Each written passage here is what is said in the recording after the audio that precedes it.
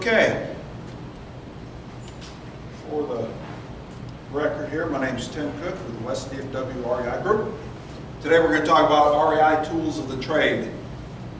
What you need and what we use. Give me some ideas. What's everybody think this means? REI Tools of the Trade. What does that mean? Everything you need to do. Everything you need to do to succeed in real estate investing. Yes, sir. What does REI Tools mean? Anybody? Any idea what tools we're talking about? Deal analyzers. There we go. Okay. Deal analyzers. Budget analyzers, rehab analyzers. Repair estimating, repair planning. Comps tools, you think? Comps. What else? How about CRM. CRMs? Yep. What is it? Lead generating. Lead generation, okay. I didn't specifically address it that way, but remind me and I'll address it during the presentation. How about planning, organization, task management? I think that's an important tool too. Okay, so we're going to talk about that too. And let me pull up my other presentation for that.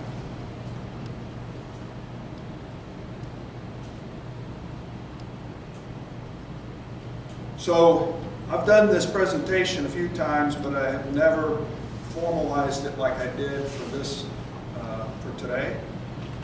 So bear with me if I've made a couple of mistakes in it, and I will be happy to add any additional things to it that we missed and that are incorrect. But there's a lot of stuff in here. We're going to talk about it today.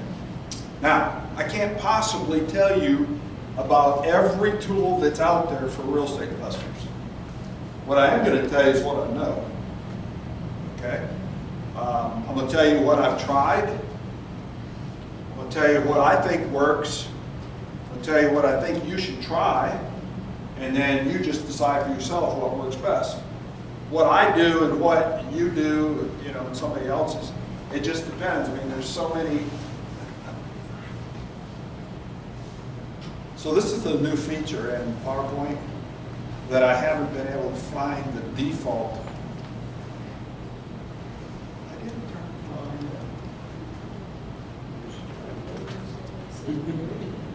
yet. Okay, I guess we'll start it. You thought I was going to talk.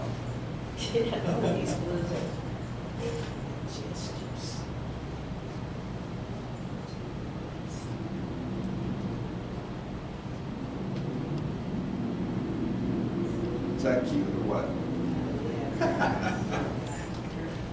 I like to play with the animation stuff a little bit, you know, kind of break up the monotony a little bit, you know, but there's a lot of cool stuff like that out there. So, I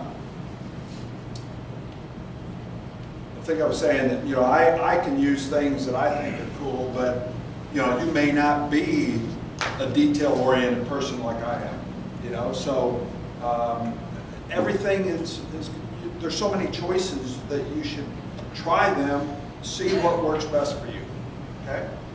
I will tell you up front, the reason I'm a fanatic about details is probably my military background. I was an aircraft maintenance officer. Details matter about what you do and document on airplanes. Step by step by step by step by step. I've got a ton of checklists in my business just because I hate missing a step.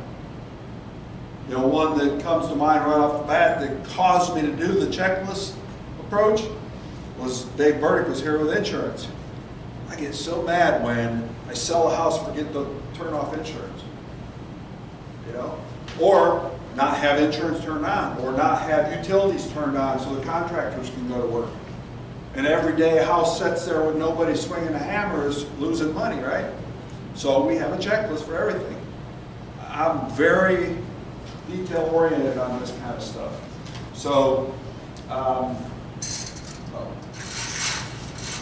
so hopefully the tools that I'm showing you Make sense, people? And then Rodney's going to come up here and he's going to show you what Real Estate IQ is offering all of you now. I mean, we're here last month. What did I announce last month? First time you heard it was last month about a new member benefit. 6 months. Huh? 6 months. Yes, sir. 6 months of what? IQ free. So their deal analyzer suite. Rodney, I'm not going to steal his thunder, but he's going to show you this. But new member benefit as of last month, we still don't have it on the web page. We just got the link created. You'll see it today. But then the web page will get updated, and then I'll get an announcement out to the membership about this benefit. But this is only available to new members that join this group. This offer is not available to any other investor out there. Only members of this group in Houston, right? Yeah, there's a group in Houston. Yeah. So nobody else in DFW but you. Is that cool or what?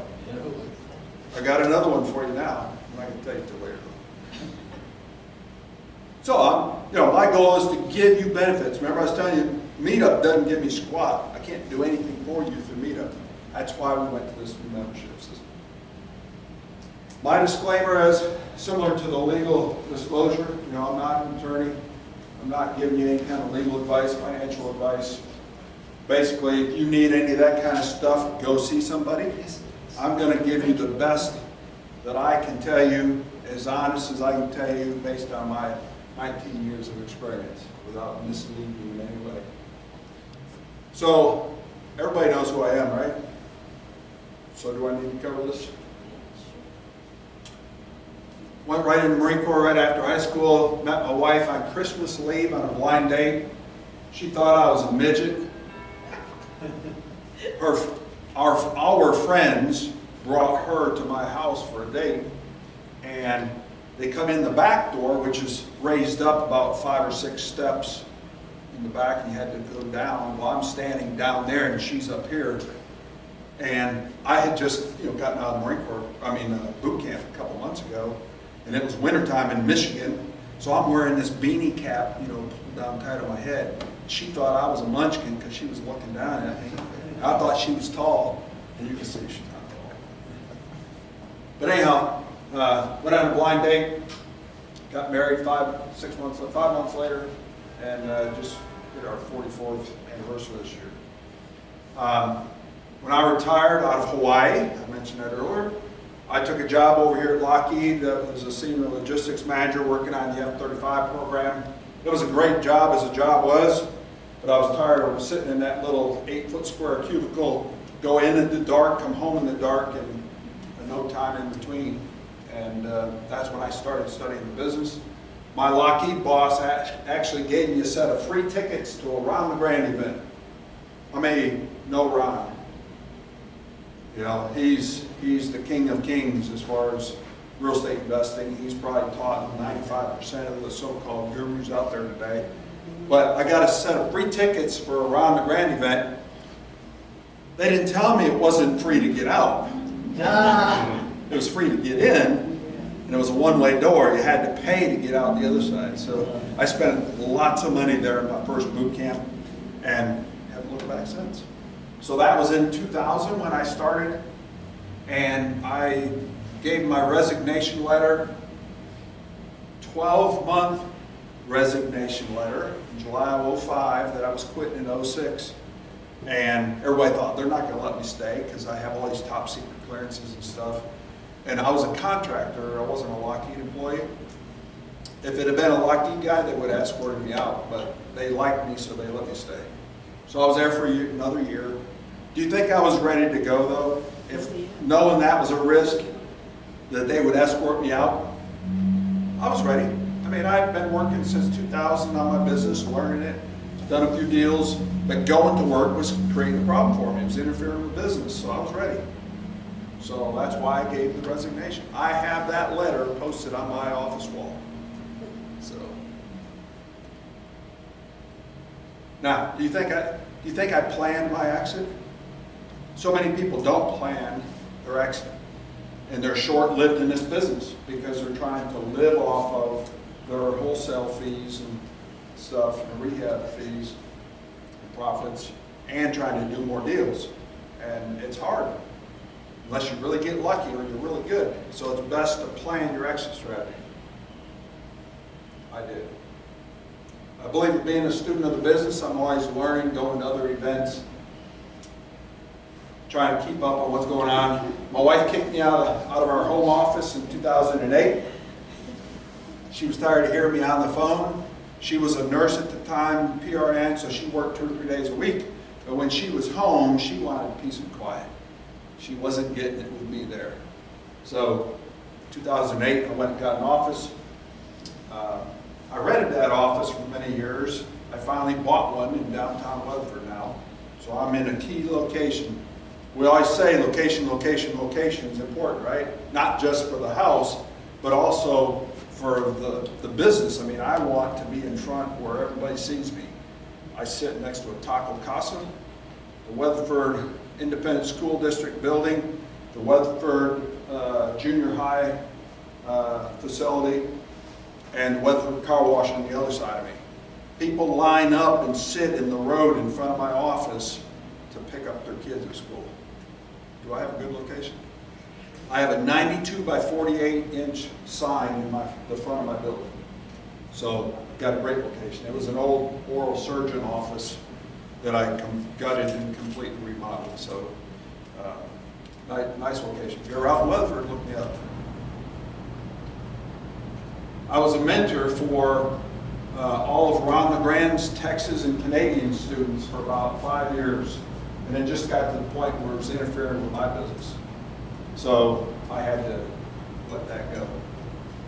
But, you know, Ron, the one thing I always liked about his strategy is that he always wanted mentors that were in the trenches doing deals, not the guys sitting behind the desk in Utah that aren't even in your market.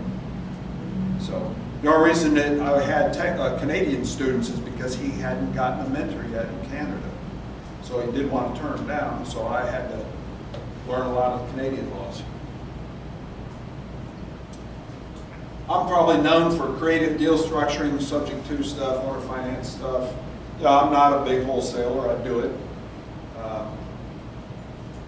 But I like the creative things, the no to low equity deals, you know, that wholesalers won't touch. I can go do a lot of those deals and make money with it. So before you throw that stuff away, send it to me. Let me see if we can make some money on it. Michelle and I did a bestseller book that was released in March of 2018, Elite Real Estate Investors. It was more of a motivational, anybody can do it if I can do it kind of book. It's not a how-to be a real estate investor kind of thing. It was more of a thought process, you know, and why we did what we did and so forth. And I founded the group in November of 2009, so we just hit our 10th anniversary last month. I don't see anybody wearing our 10th anniversary t-shirts today. A little chilly though. So, you like the shirts? It's pretty cool, huh? So we're going to order some more, and we may put them up for sale. But I thought it was pretty cool. 10th anniversary, it's got all of our sponsors' names on the back of the shirt. Okay, what we're going to cover today, organizational and task management tools. You know, if you can't get organized in this business, I mean, it's easy when you got one deal. You know, I mean, that's not hard. But when you start getting a lot of deals going, it takes you got to be organized. I mean, you don't got to be disorganized to blow one deal, but you know, it's not that critical. But as you get things going, you have a real business happening, multiple things going on at once, you're going to want to be organized. We're going to talk about that. Task management is going to be important because if you have team members, you're going to want to know who's doing what task. Whether it's an assistant, a virtual assistant, a marketing manager, an acquisition manager, you're going to want to be able to assign tasks and know who is doing that. Deal analysis, very important, right? You can't just go out there and throw a number out at the seller. I mean, you could. May not be the right number though.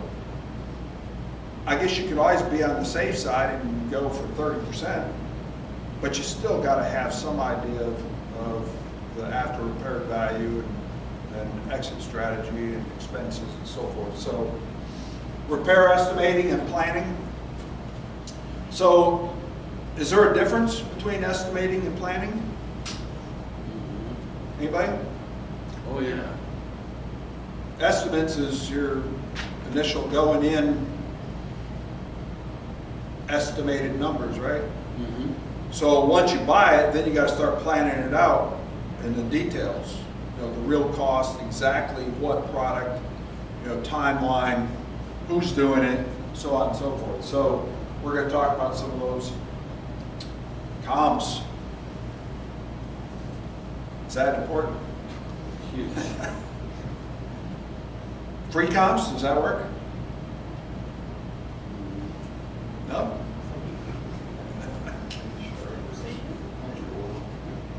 Get yourself in trouble with free.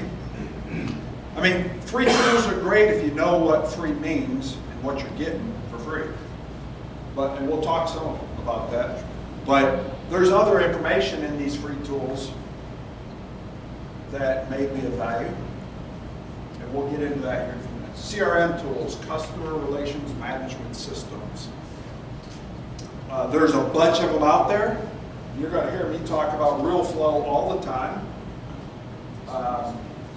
Because I've been on it 10 years and I believe in it, and we'll get into that more. And then we're going to, if we have time, we're going to talk a little bit about some handy apps and software that we use in our business that might be worthy of you taking a look at it and use it in your business.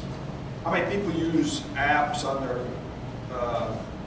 tablets and phones for real estate? What do you use? My biggest one is Hurdler, which takes all my business expenses, all my traveling and everything. So if I'm traveling, it sends it to me every day. I tell it, well, it's personal or business, personal or business. So it's got access to all my accounts. So that's a huge one right there. Okay. I have one that I'll talk to later. Bigger pockets. Okay. Anybody else have an app that they use that they like? Buy REI. Okay. What's it do? I've never heard It's of it. like specifically for wholesalers, or I guess prairie dogs or bird dogs. Yeah. But you can just drive by houses, and then if you see a house that's like distressed, you can save it in your system and get the number and the email Okay. later. Okay. Yeah, there's Driving for Dollars. Yeah. There's another, that one. There's another one. We'll get it. I also use Redfin Mobile a lot. Okay. Redfin's on my list. Yeah. Okay. So first we're going to talk about organizational task management type of tools. The first one is Asana. Anybody using Asana? So I use Asana as Asana.com is the website. There is an app for it that works very well as well. If you're using the devices, it all syncs together. You log into the same account. But this is my big picture planner. So it's not a hour by hour home seller appointment at 10 o'clock. You might be able to use it that way, but I don't think you want to. This is big picture stuff. So each property I have is a project. That's what they call them. And then for that property, I do an annual tax review. If I have an owner finance buyer in it, I'll do an annual review of their account. So those are the types of tasks that go in there for that type of property. The cool thing about this is you have a paid and a free version, and I've been on the free version for many years and have not found any limitations for what I do. Paid is you get more of a team, a bigger team than what I have, and I think it gives you some other functionality, but I just haven't needed that. App for mobile devices. Again, big picture planning and tracking.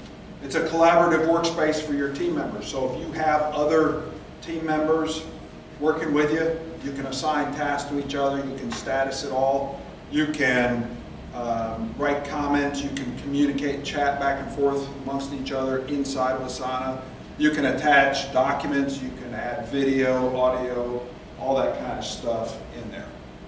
The cool thing, I don't think I put it in this, is that it emails you a daily email of when your tasks are due within 7 days. So if you have something coming up in 7 days, it starts telling you, and it's green until you're late. So if you didn't do it, now they start coming to you as red. So yes, it's more email, but when you talk about trying to stay on track with tasks and keeping up with stuff, it's a great tool for that. Okay? Again, I use it strictly for the big picture planning stuff, not house seller appointments and things like that.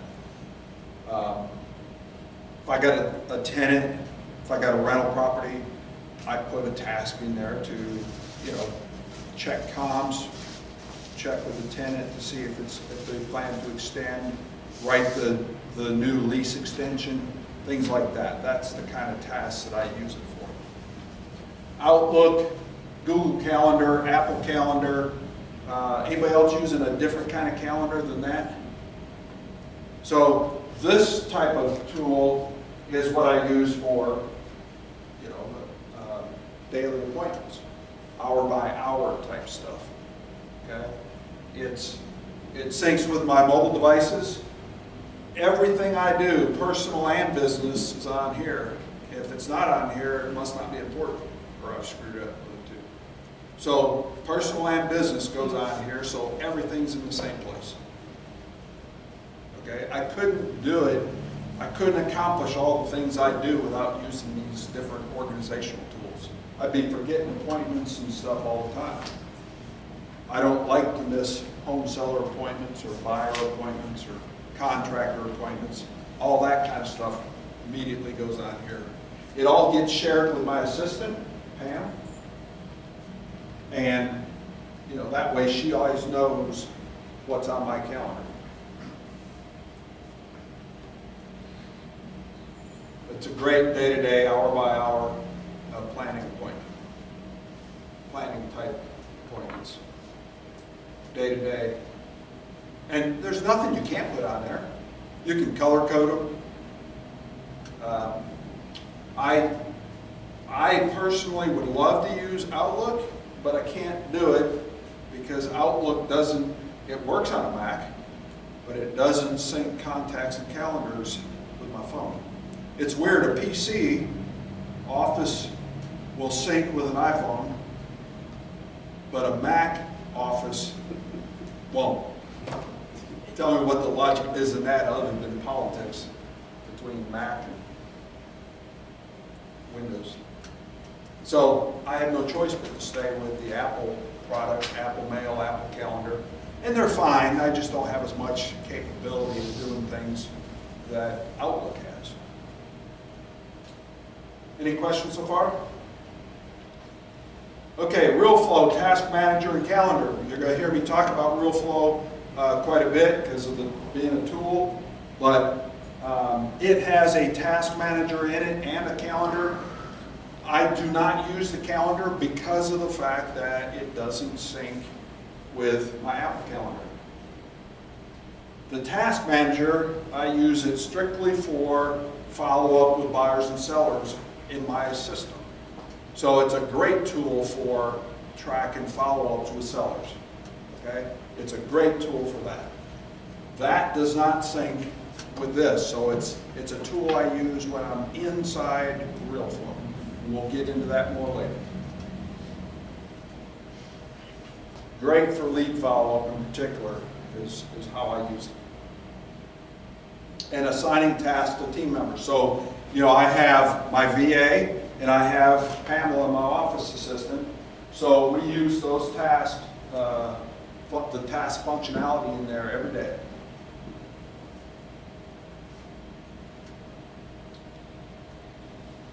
Evernote, anybody using Evernote? So, how about OneNote? Google Keep? Okay.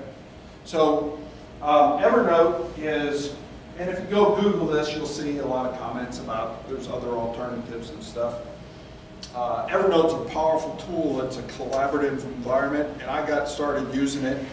Going to investor group meetings, I like to take notes, and I don't use paper much anymore. It's all on here. So Evernote, and this was several years ago when I started, Evernote, I can take all these notes and it syncs up to the cloud, and then when I open my MacBook or my office assistant opens Evernote or my financial assistant opens Evernote, it all syncs up, everything connects and is updated and it's all the same. So it's a collaborative environment, and I can document anything. Audio, video, notes, pictures, drawings, I can do anything in it. Nowadays though, this, sir. Can you record comments and stuff and it'll type it for you? Okay. Translation, I'm not sure. Okay. I'm not sure about that. But it does a lot of stuff. There's a free version, and there's a paid version, and I think the paid comes in when you get into multiple devices. So I'm definitely in that category because I have a lot of people using it. And then I started using it as a diary for all my properties. So every time I talk to a renter, every time I talk to an owner finance buyer in one of my properties, I didn't use it for, you know, customers that aren't in one of my houses. It was just my properties. So I document everything. I put the lease agreement in there for that tenant. Every time I talk to them, I put all the notes in there with date and time so I can keep track of everything, you know. Because, you know, this brain don't work like my granddaughter that's 11. She don't forget anything. That's not the case for me. So I have to document it all, and now I have something to refer back to. If owner finance deal, you know, I sell a house on owner finance, I put the promissory note in there. I put all the terms of the note, any conversation I have with them about anything. I mean, I literally document every conversation I have in Evernote. Now, I'm slowly starting to wean myself off it, and I'm trying to do this in RealFlow. RealFlow has a similar functionality. The difference is, and the reason that I'm thinking about doing it, well, I've started testing it. The reason I'm testing is because when I put a note in RealFlow, it's permanent history. I can't change it. So if I ever go into a court situation, and the tenant says, or the owner finance buyer says, you said this, you said that, and this is when you said it, all I got to do is go back. As long as I keep accurate notes, which I like to think I do, when I put it in there, I can't change it. I can go make another note if I made a mistake and need to correct something. But if it's in there, it's date time stamped. It cannot be changed. So in a court of law, you live with what you write in there, right? So hopefully I did it right. And the tenants or the buyers can't say that I said this and said that. I have it documented. So that's the reason why I'm doing it. You can put attachments in it. You can save documents, any kind of document you want to it. So that's the reason why I'm going that way. If it works, you know, I'm still testing it, but if it works out well enough, then I can cancel Evernote. I mean, nowadays, there's so many different note-taking things. You know, the iPhone has a very good note system in it now. OneNote is another one that is built right into, attaches to Microsoft and OneDrive. So, pretty good tool. It is a collaborative workspace for team members, so it works really well for that. Does sync with all your devices. Easy to do all those things.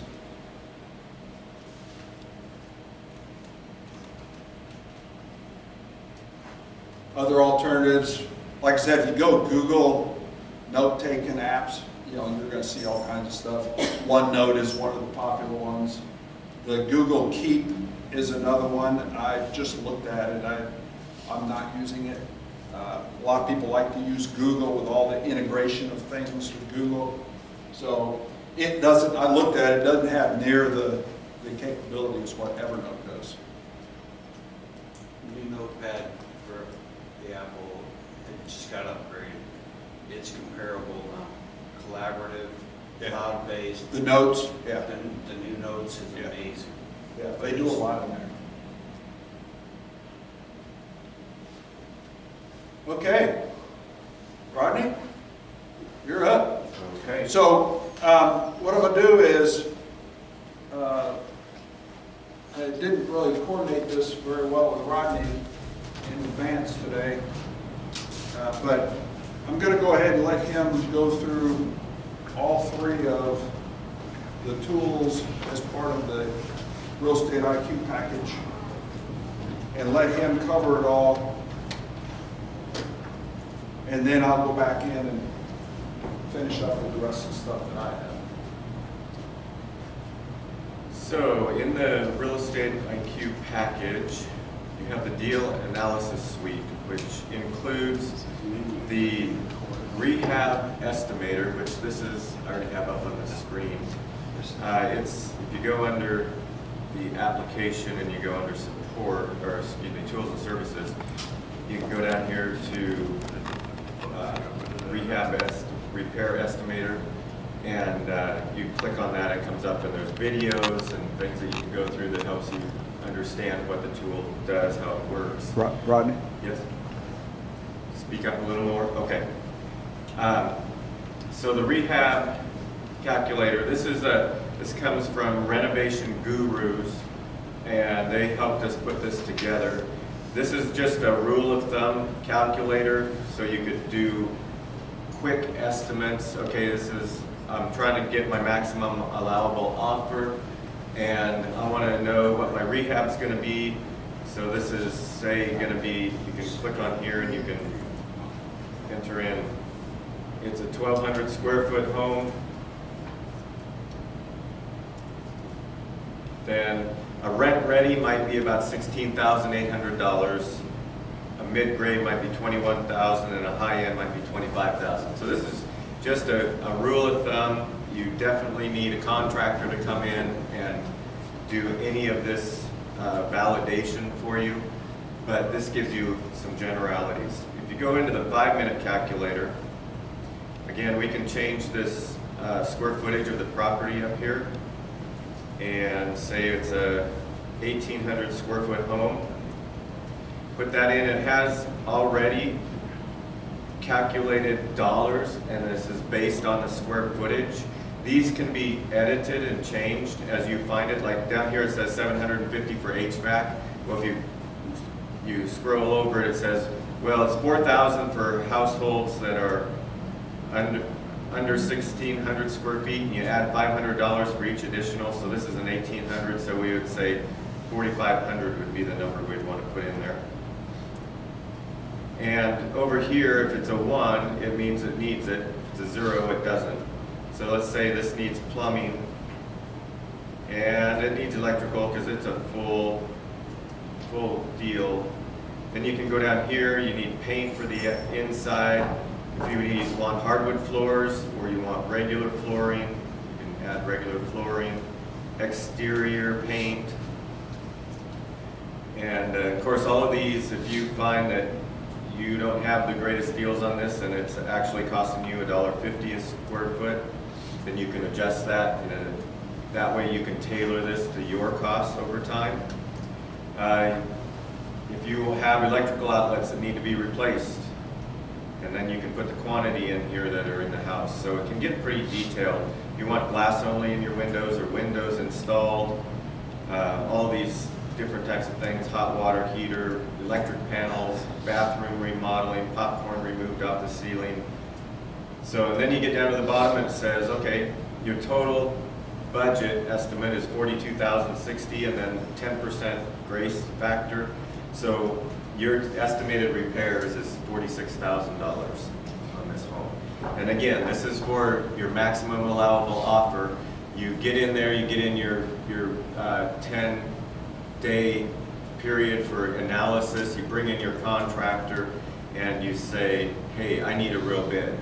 And then if he's right in the same ballpark, then you go, okay, this is good. If he's way above that, you go back and renegotiate or say, I got to get out of this deal.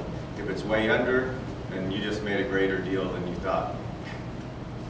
So this is a great tool for doing the analysis pretty quick. The other one is our deal analyzer. This one, you put in your purchase month. This is important because it estimates your tax burden. So if you buy it in January, then you're going to be paying for all of those extra months. If you buy it in the 10th month, you're not having to take on the other taxes. This is the after repair value.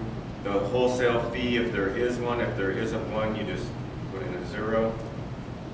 The list price they're asking, the tax assessed value, the square footage of the home. For fix and flip, are you using the 70% rule? Are you using a 75% rule? You can put that in here. Put in your estimated repairs, how long you think the rehab's going to take, what you think your estimated utilities, maintenance, taxes are going to be, and then insurance. And then ultimately your purchase price. And so this is saying your purchase price should be about $60,000 on this one for you to make some money. If you're looking down here under loan parameters, this is short-term loans, a fix and flip loan, 70%, 10% down payment, interest rate's 14%. Other loan parameters, lender fees, front end, back end. You can put all this closing costs, back end short, closing costs. So it gives you a pretty good estimate, and you don't slide that far. Just go over here. And this is where it shows your investment strategy returns. So if you paid all cash for your fix and flip, your return on investment is 87%, because your cash out of pocket is $71,000, and your profit is $20,000. If you do a short-term hard money loan, well, because you're only getting cash out of pocket of $14,000, your return on investment is 322%, and you're getting $15,000 in profit.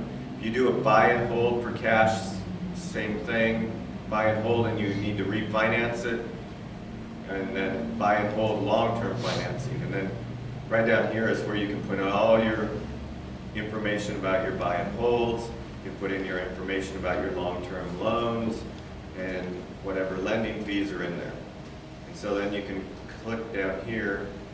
This is your quick offer. On this particular item, based on the information I put in, you're at a 1.2 rule of thumb for rental, and your offer should be $60,000 that's for fix and flip. For rental, you could go up to $78,000 and still make money on this, is what this says.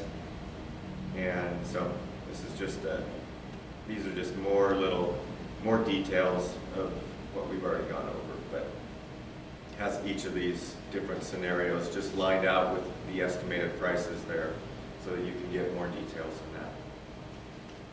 Any questions on either of these? Yes? Yeah, back up on that, I guess the slide before this. Quick offer? Yeah. We're at a 322% return. Oh, okay, on the worksheet. Short-term. Yeah, that's based on the amount of money that you are investing in this property. Okay. So you're putting up 14,000. Correct. And you're making 15,000. Okay, to me, that's 100%. That's true. So how do you get 322 out of that?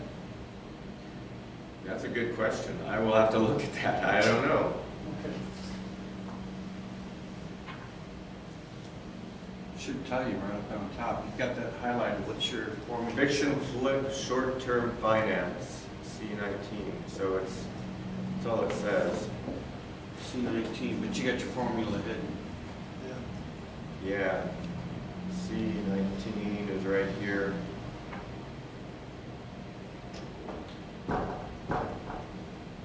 Oh, that's probably because it's a 4-month finance. change this to a, stop it. That annualizes. the- Yeah, let's put in 12 month, 32% return. Looks better. Sounds good. Yeah. Yeah, so it's gonna take you 12 months. Now, because it's taking you 12 months, you have carrying costs and things like that. So it's only $7,000 profit. So, good question. Made me think. So yeah, if you figure it's gonna be a 6-month return, then it's 156% return. But the ROI should change. Well, Return on investment. it does Well, because yes, because you have carrying costs and you have extra expenses that continue, taxes and things like that reduce your actual profit on it. And that still don't make sense, because if you're putting out cash out of pocket at 16,000, and you're returning at 12%, there's no way it's 150%. 150. There's something wrong with the formula, because if your profit is less than what you're putting out, there's no way it's more than 100%. Well, this is an annualized number. This is so. Oh, if it's annual, so that's not based on 12 months rather than. That's based on 12 months, because if you put in 12 months here, then it drops it down to 32%. You're making 32% of your, but it also increases your cash out of pocket because you have carrying costs. It was like 14,000, now it's 24,000 is your Yeah, because you're carrying cash. it over for 12 Right. months. That makes sense. Okay. Yeah. Any other questions? That's good, well, thank you. Remember earlier I said, I hate taxes and I really hate the number side of things. This kind of stuff drives me crazy trying to. The one thing that I really like, if I buy a house subject to, and I put 10 bucks on it, and I make 50,000 on it, what's my return on investment? That's a lot. Pretty good. It's through the roof, that's all I want to know. Yeah. For sure. 10 bucks for 50,000 in return? I don't care what the percentage is, it's huge. Yep. So the other tool in the deal analysis suite is fast CMAs. We talked about, mentioned comps earlier, how important that is. Getting accurate comps is very important, because if you are overestimating your comps and you go buy it based on that and you go to sell it and you actually have to sell it for 15,000 less and your profit was 25, you just lost $15,000 in your profit, and that's a lot. So buying right, everybody has the notion you make your money on the buy, not on the sell. Well, make sure you understand how you're going to sell it and what it is. So let's just can go through here, and I'm just going to pull up something that I have in here. I have no idea how long ago it was.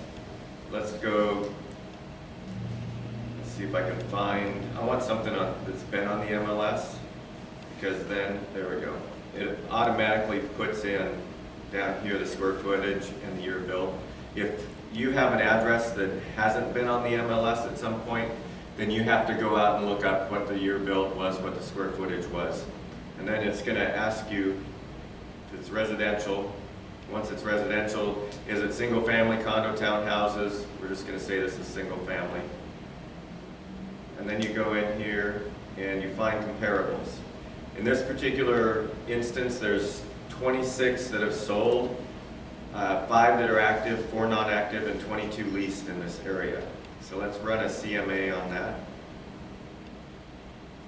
So it quickly gives you the computer's estimated CMA, but if you're actually looking for an ARV, then you want to make sure the CMA that it comes up with does not have any wholesale type of properties in the CMA, because that'll bring down your average cost.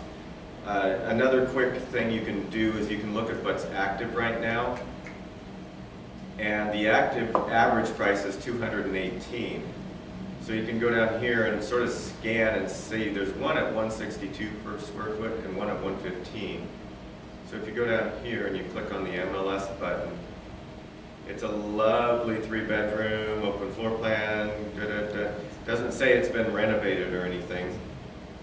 This one has a lot of updated features on it. So, and this is a beautiful home with all kinds of stuff. So This didn't give a lot of information to know what state it is in, so you can click over here on photos. And as you go over them, it'll pop them up, and you can just quickly see, I don't know what that is on the back wall. It's like a painting. Somebody's got to put a painting there. Yeah, maybe. But you can look at the kitchen, you see it's not stainless, it's mismatched appliances. Kind of looks like it's a laminated countertop. So this has not been renovated, it's not a high-end. So, oh, and here you can also go like this, pop to the pictures to a bigger page. But I like just scanning them. So this one wouldn't be great for the ARV unless you're going to do a low-end renovation and you're going to say, hey, I'm just putting laminate countertops, I'm not putting in granite. We're going to say we're putting in granite, so you uncheck that, and it immediately changes your ARV up to 235 as an asking price. So now let's go back to, that's for active comps. Let's go back to the solds, and you see right now it's at 236. So we can do the same thing. We can look in this one real quick. That one has obviously been renovated. Looks really nice. So that's definitely one we want. And then you go here. These are all that the computer didn't pick, and I'll go through and we'll look at maybe why they weren't picked. This one, it's definitely not been completely renovated. This one has been more renovated, has nicer accessories, so that was number 12. So let's go back and look at number 11.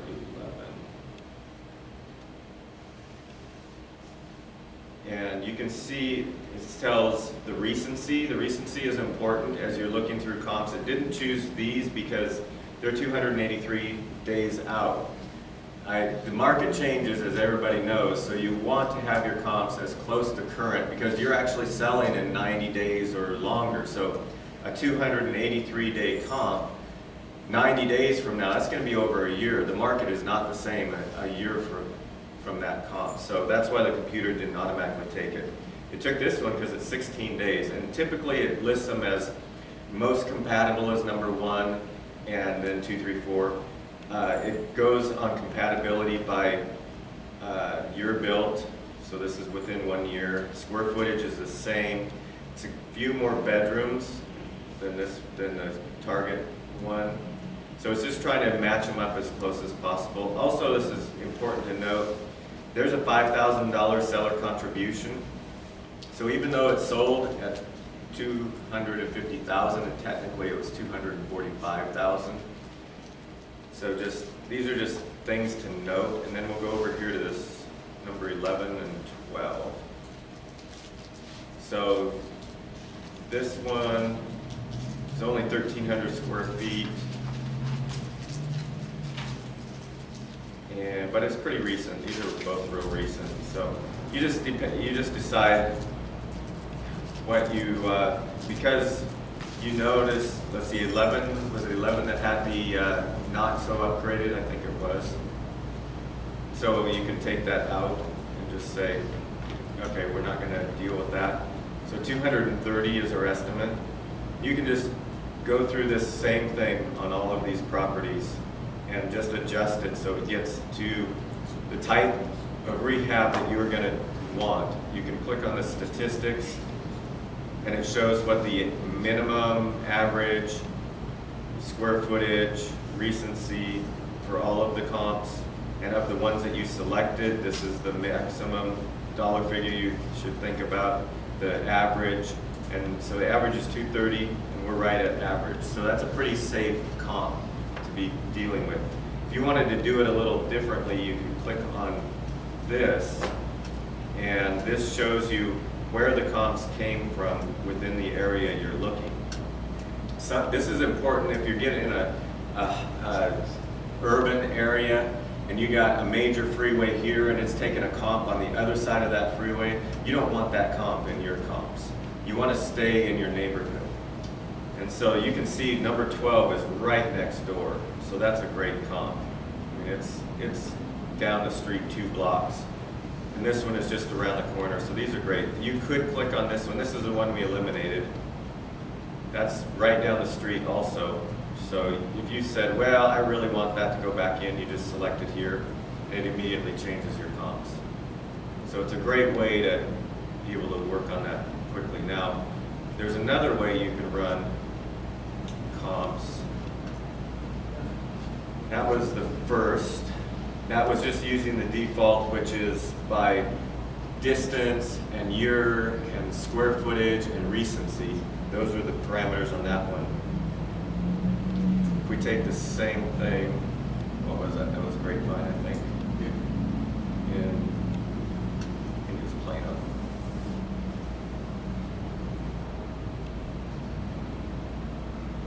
You can also do by subdivision, and that one means it's looking primarily on homes in that named subdivision. So that allows you to make sure everything is real close. Oh, it tells me, don't forget to choose the property type. They just put this in here because I think they're going to be adding commercial, so that at some point, I'm not positive on that. But. Rodney, you got a question? Yes. On the name subdivision run, and do you other wild cards so that when they have different phases, it's still appropriate? It shows the difference. We'll see if it comes up. I've noticed on some of them it'll say wild running, phase 1, phase 2, phase 3. I think it goes on the first name of the subdivision. So we'll run this. And we come up pretty close. Just happened this was in a, it'll take a second to populate here. There we go. This happens to be probably pulling most of the same ones, although you notice it's getting a few different ones. And raised your price per square foot by $1. Yeah, yeah. So we've still got 11 and 12, but there's a few of them that eliminated for some reason. And it could have been because of the size. Let's see, what do we got for square footage? 16, 16, 16. Well, some of the eliminations and difference could be in how realtors put it into the system. That's true, yeah. Don't be surprised if you have trouble finding a property based on a certain way the subdivision name is, because it's all on how it's entered into the system on what it spits out on this end. So the active is good so you can know your competition. Right now, it looks like the competition is at 218,000. If you're planning a 235 ARV, you may want to just do deeper evaluation, because obviously the market's changing a little bit. Rodney, can you go back to the MLS remarks on a couple properties? Sure. Any of them, I don't care which one. So, you know, a lot of people think comps are about the numbers. And yes, the numbers are important. But I always teach, you got to know what went into the number to understand the number. So the MLS remarks right here is super important for you to go read and understand what the, now you got to take into account, depends on how the realtor writes it, but if the realtor did not, if they did their job, they're going to put all the details about that house in there, so you have a pretty good idea of what the condition of that home is and why did it sell for the days that it did at the price that it did. Okay? You can't just go look at a deal and say, oh, it sold in 2 days and it sold at $250,000 when nothing else is close to it. You got to understand what caused it to do that. You know, was it a one owner home, well maintained, or was it completely remodeled top to bottom, you know, roof, AC, foundation, everything, or was it, you know, an investor special? All that matters when you're looking at the days on market and what it actually sold for. So you have to look at all of those things. And what Rodney just showed you, going through and looking at them and taking out the oddballs, the things you don't want in there, has a big impact on what your numbers are going to be. So you gotta look at all that stuff. Pulling a set of comps isn't a 2-minute task. It takes a few minutes to go through, getting comfortable with the tool, of course, but then once you do, going through and looking at what was written on each one of those properties. Same thing with something that's clear out in left field on the high side. Don't leave that in the numbers. Take that oddball out, because there's probably something very unique about it that caused it to be so high that you don't want to be included in yours. I just put a house under contract this week in Weatherford. You know, it's all cosmetic rehab, but some of the comps in there, if I didn't go look at it, I wouldn't have seen that there was an in-law suite in the back on another property and a garage and stuff like that threw off the comps. You know, there was one that had a huge pool complex that was just drop dead gorgeous. You know, you'd think you were in Hawaii somewhere. You can't use that stuff in your comps. Yeah, and another, oh, go ahead. I just wondered, because the subject does have a guest suite, can you search guest suite? Can you add that as part of the search? You can't. You have to just look through this. Yeah. And your pictures are being sourced from the MLS. Correct. Yeah, all this information is direct from the MLS. This is one of the biggest benefits to what Real Estate IQ is offering. This is MLS data. Are you able to limit the amount, how far back it looks at, or is it? It only looks a year back. 1 year? Yeah. So you can't do 3 months, 6 months, or anything like that? Yeah, you can. You can go in and I'll show you that in a second. Okay. Yes? I just want to, so you say how long a house has been on the market. Uh-huh. If a house has been on the market, say, almost a year, and the other houses are selling faster around that house, but it's still listed as around about the same prices as the house is selling faster.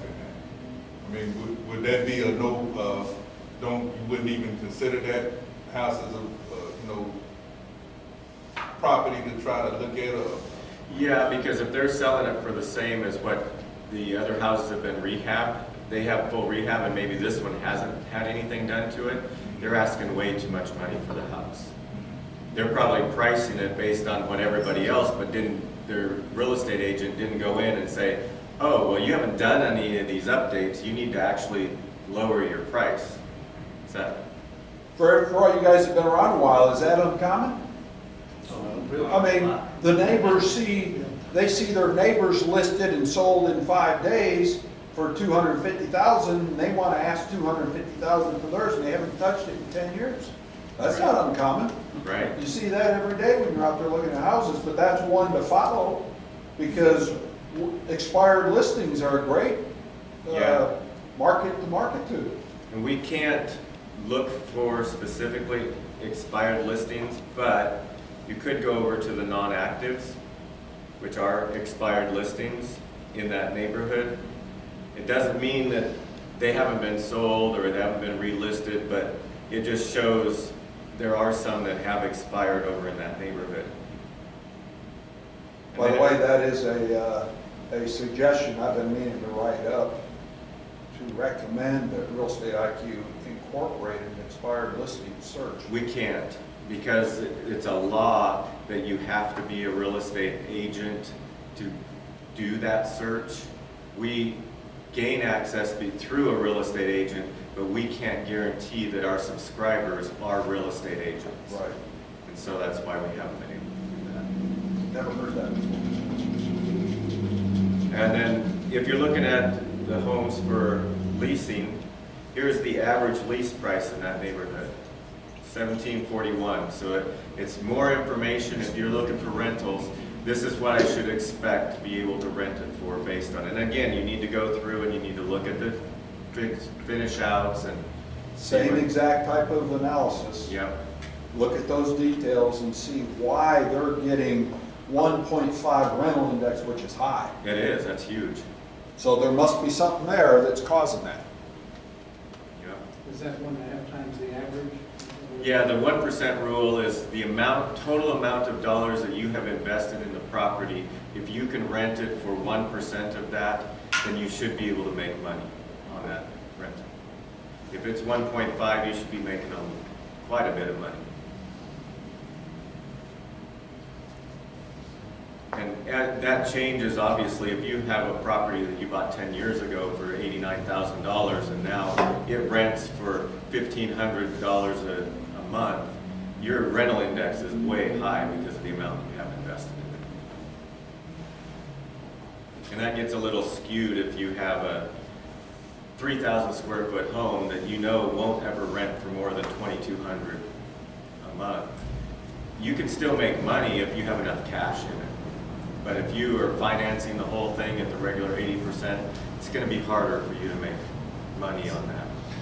Is that right? I mean, wouldn't the 1% rule on a $237,000 house be $2,300?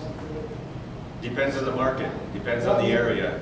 If to be a 1% house, it would be $2,300. Oh, true. Yeah, that'd be the price.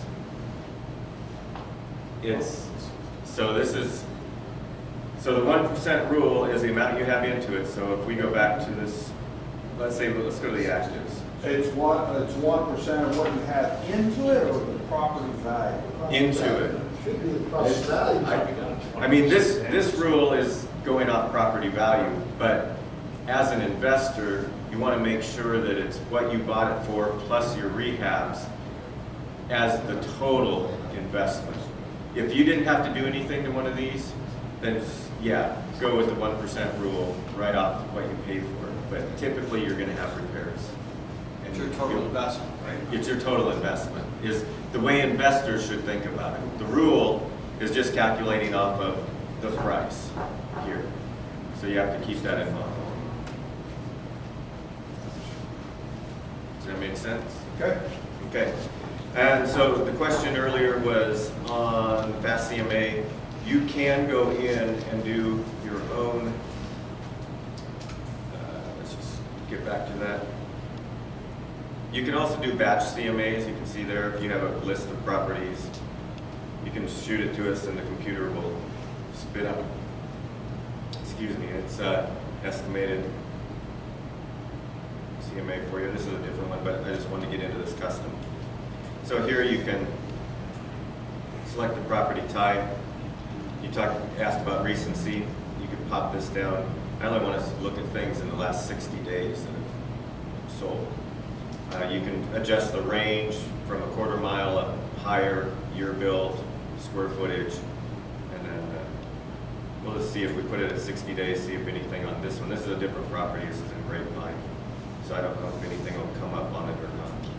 Yeah, you don't always want to go by on the standard public records square footage. You know, if you know that the home has additional square footage from an enclosed garage or enclosed porch that's officially living space, you're going to want to pull comps based on that square footage.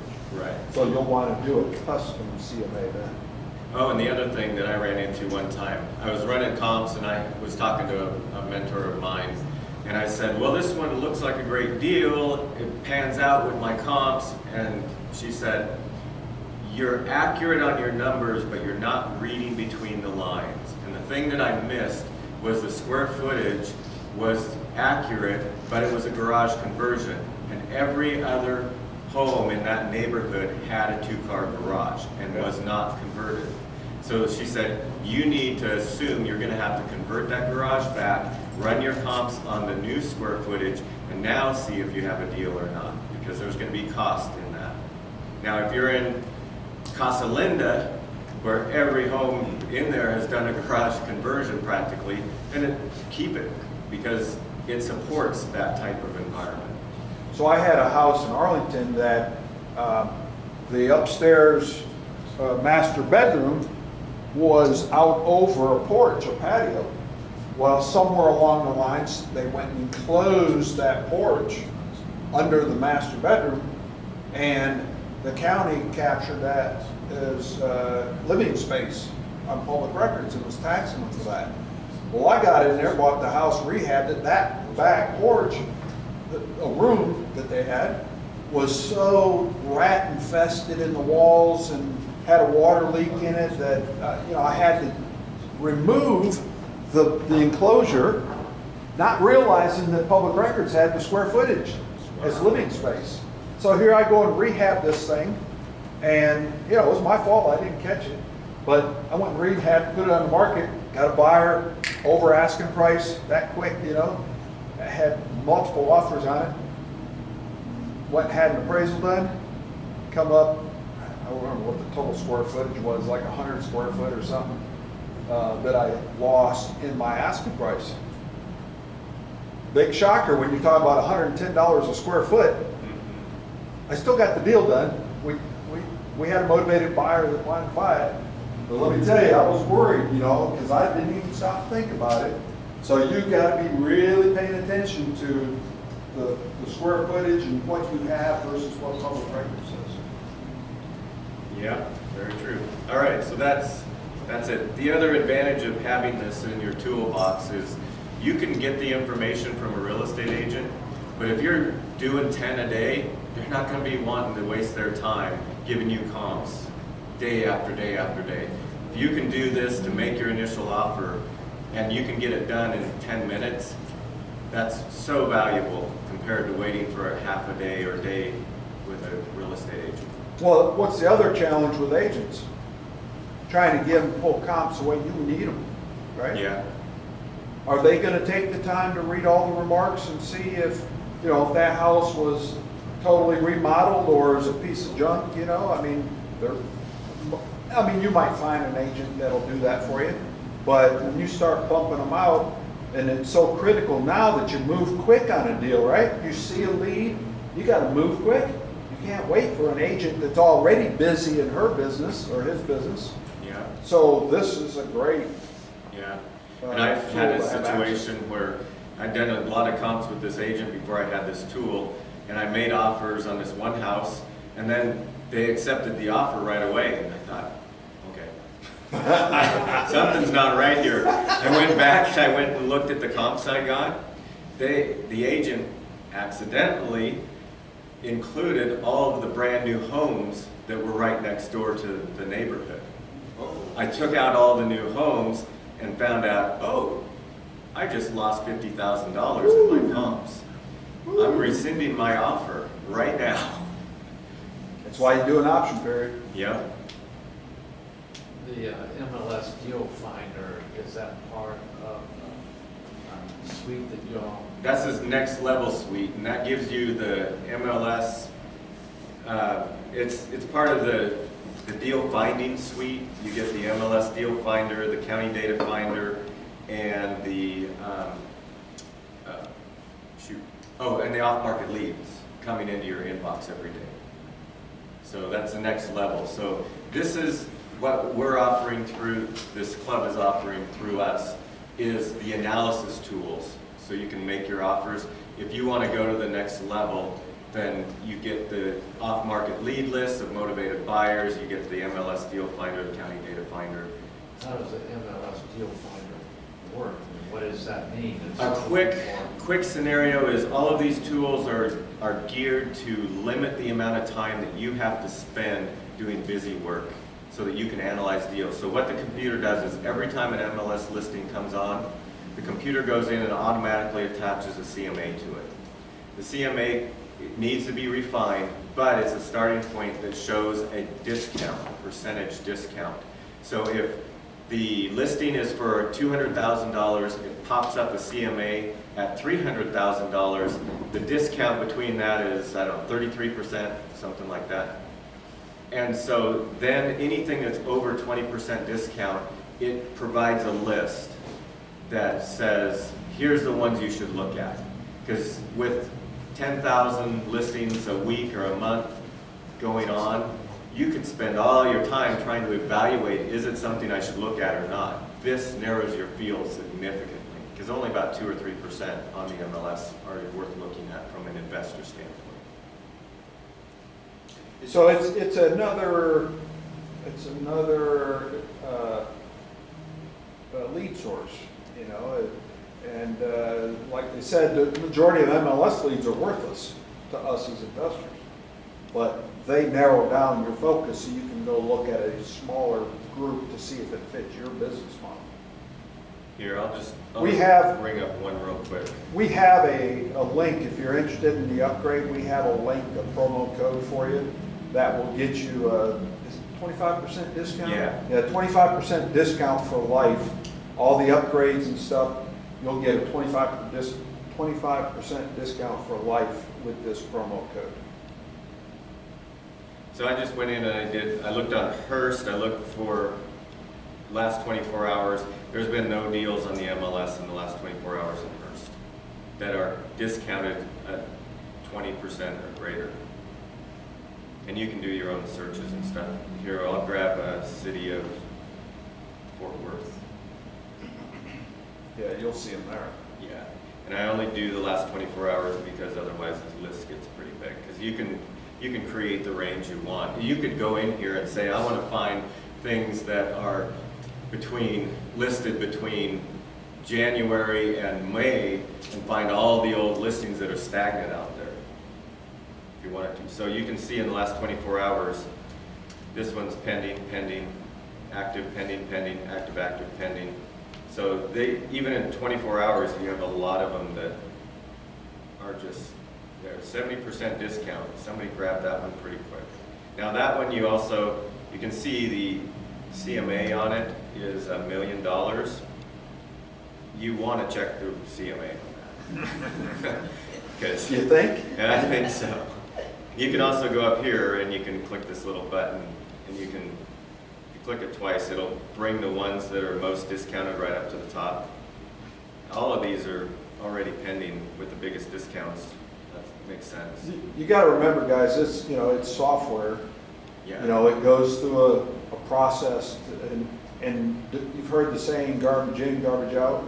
Depends on what was put into it and how it's analyzed and what it spits out. So, but the majority of the stuff that comes out to you is solid. You just have to go look and see and refine the CMA that you want to see the numbers to make sure that that's a deal for you. Yeah. Everybody's business model is different. I have to buy at a bigger discount because of the way I rehab. I put more money in my rehabs than a lot of people. The guy that's going to go in and just do paint and carpet and call it a rehab, he buys at a higher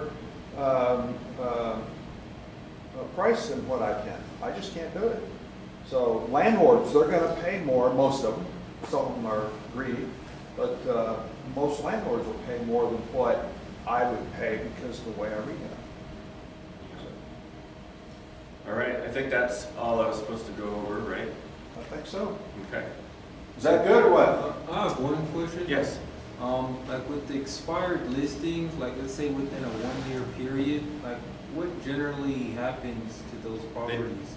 The owner decided they didn't want to sell because they didn't get the price they wanted, or they switch over to another real estate person and try to relist it and get a different result, or yeah, those are pretty much it. There's a couple more here. What's that? One of them is, say for example, a guy goes in there and says, you know what, I'm not paying what you're asking for on that because of what they're getting for real estate agent. So he'll wait for that to expire, Oh, yeah. and he'll take and buy that under his own contract as a seller, like what we would do, right? The other option is what my sister just did. She got tired of the real estate agent. Real estate agent wasn't doing what she wanted. Wouldn't get the price. She waited for it to close, called Open Door. Open Door came in, gave her the price. They don't publish it until she walks out the door. And guess what? That other real estate agent had no idea what happened. Those are expired. Those are two good examples of why you would go through an expiration. Because either your real estate agent isn't working for you, or the price that they set you at is not what you're really asking for, so you're going to let the contract expire and then find your own deal. Somebody comes in and says, you know what, I'd give you this, but I ain't paying that.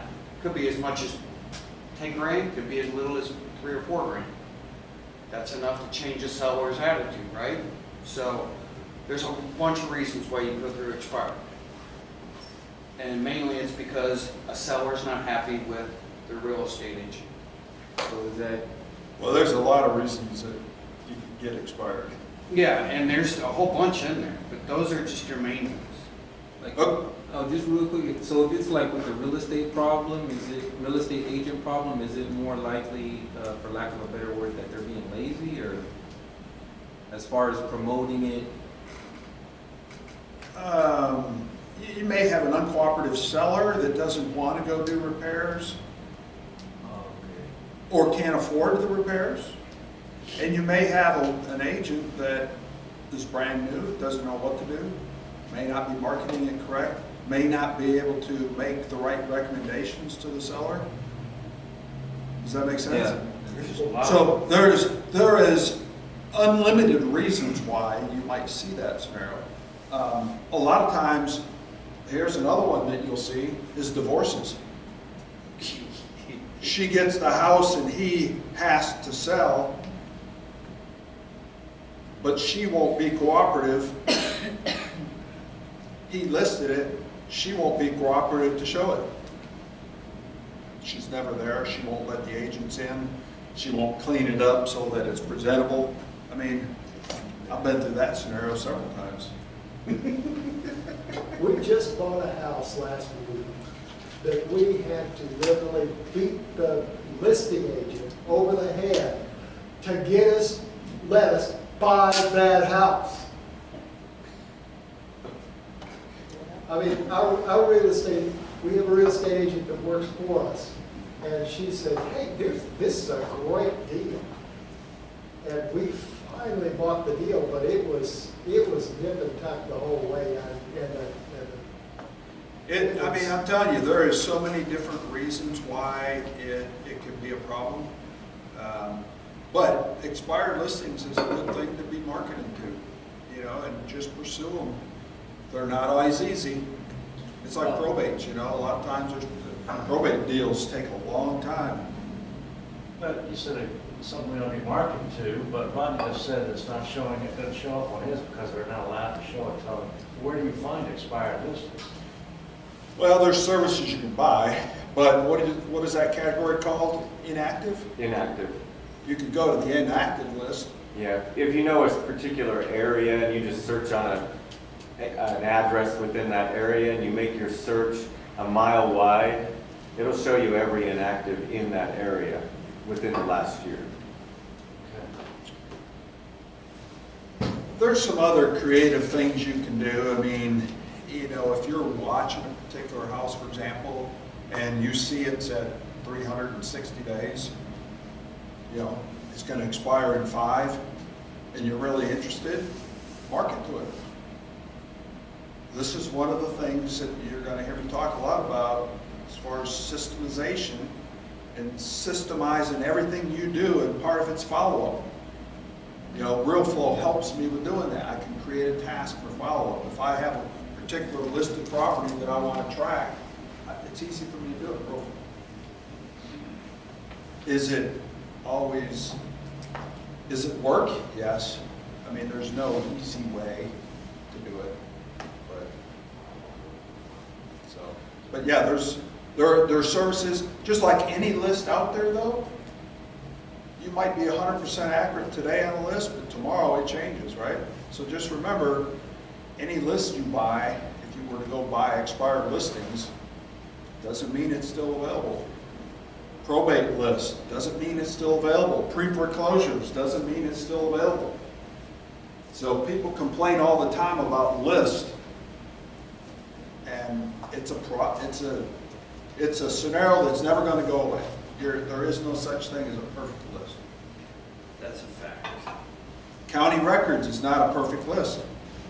Today, what you see on county records is not accurate because somebody bought a house yesterday. Okay, RealFlow. If you don't mind, I'm just gonna, you want to see what this looks like? Sure. So, RealFlow is a CRM tool and customer relations management. It's a system. I can manage my entire business with this system. Okay? The weakest part of this particular system is comps. So what Rodney and Real Estate IQ is offering you, I use with this system. They have a freebie system. They have Zillow. They have a modified version of Zillow, the way they manage and display the data, but it's not something that works in Texas. So for all the new folks, do you know why free services don't work in Texas? Besides being free? So Texas is what's called a non-disclosure state. Okay? This is something to remember. Because it's a non-disclosure state, the home sales data is not public information. That's why Zillow, e-appraisal, any of the other free services don't have real MLS numbers. This is why you need services like Fast CMA. Does that make sense? So people can't just go. Other states, they might be able to use Zillow because home sales, I think Florida is an example. It's public information, not in Texas. That's why you have to go either get realtor comps or get a license or subscribe to services like this, and then you have real MLS access. But the service that is in RealFlow is Zillow, so I don't use it. And I understand their perspective. How easy would it be to get nationwide comps? Real MLS access. That's a challenge. It was probably a challenge to get the markets that you currently have. So, got to figure out why this is not displaying my screen.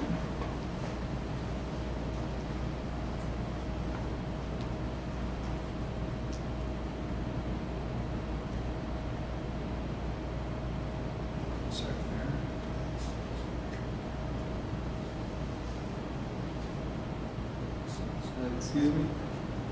Yes. Just so I have that correct, Texas is a non-disclosure state, Texas is called a non-disclosure state. which is why they don't have up-to-date information on. Not up to date. They do not make home sales data through MLS available to the public.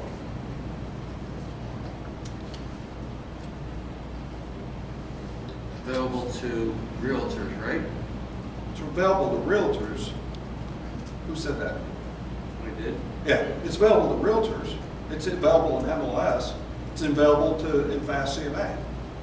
But it's not, you're subscribing to the service. It's not public information.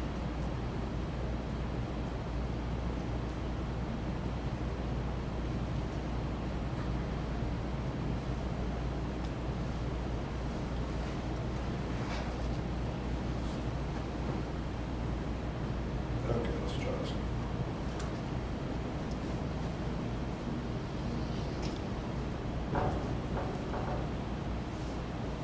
Really? Close the program.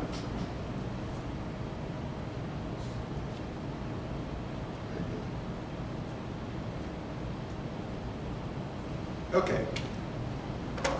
So,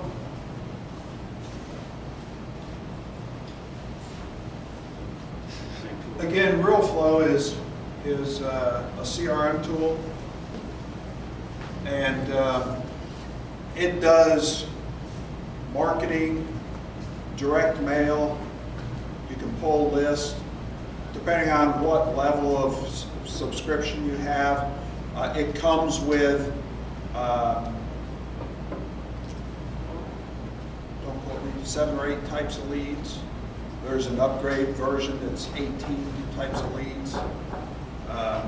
It has, you can have 99 websites attached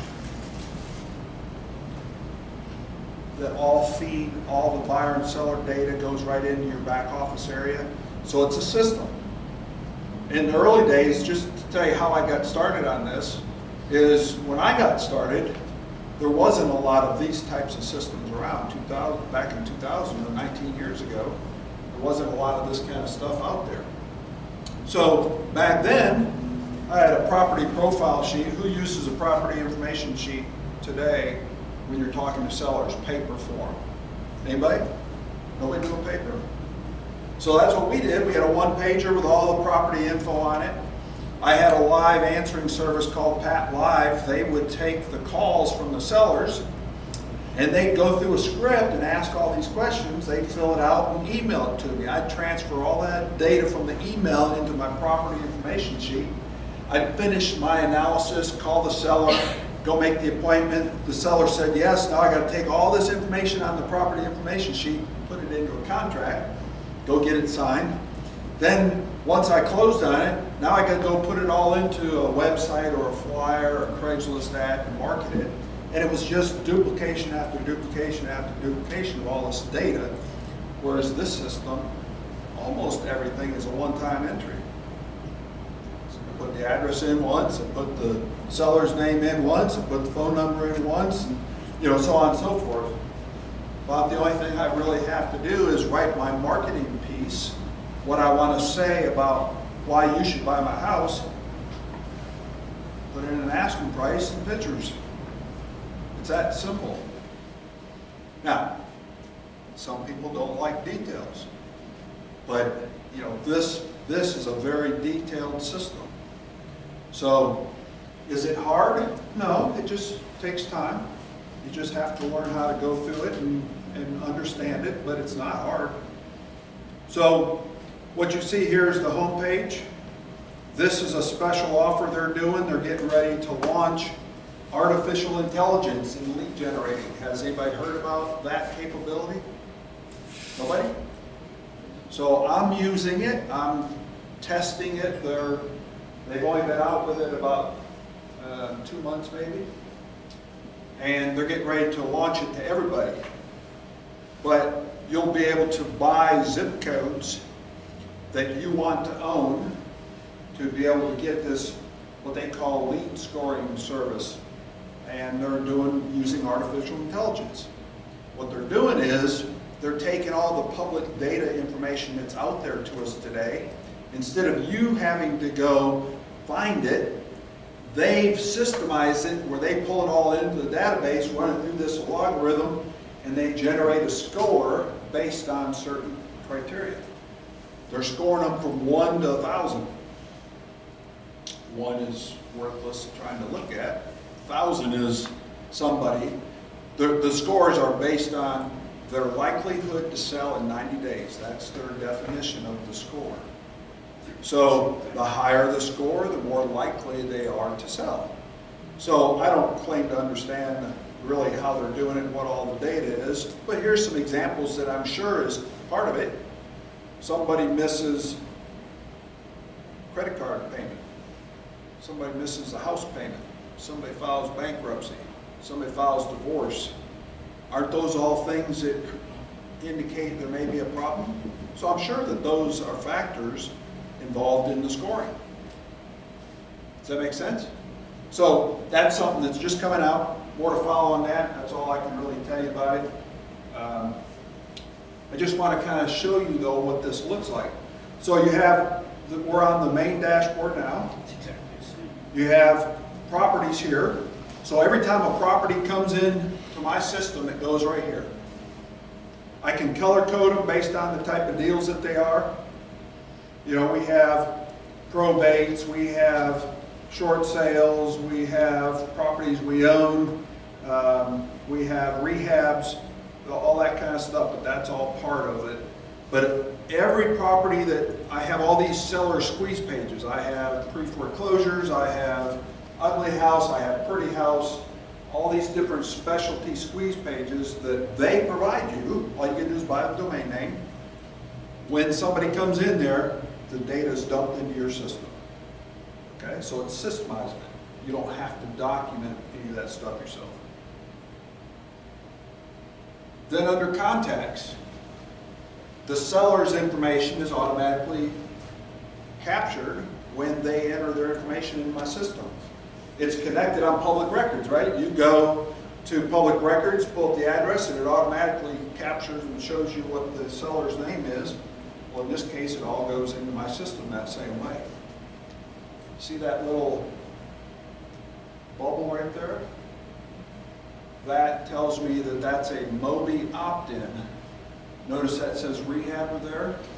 So this person came into my mobile system and opted in. He saw one of the ads that we run for text messaging, and they can dial a certain number or text that number, text the number, and they can sign up to join my buyers list.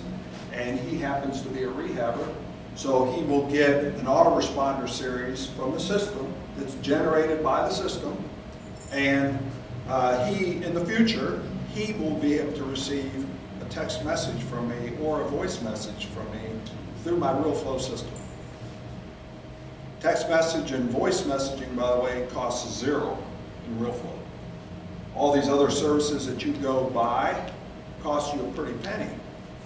Yeah, they're fancier probably than RealFlow's, but it's just a matter of learning how this works and you can go use it.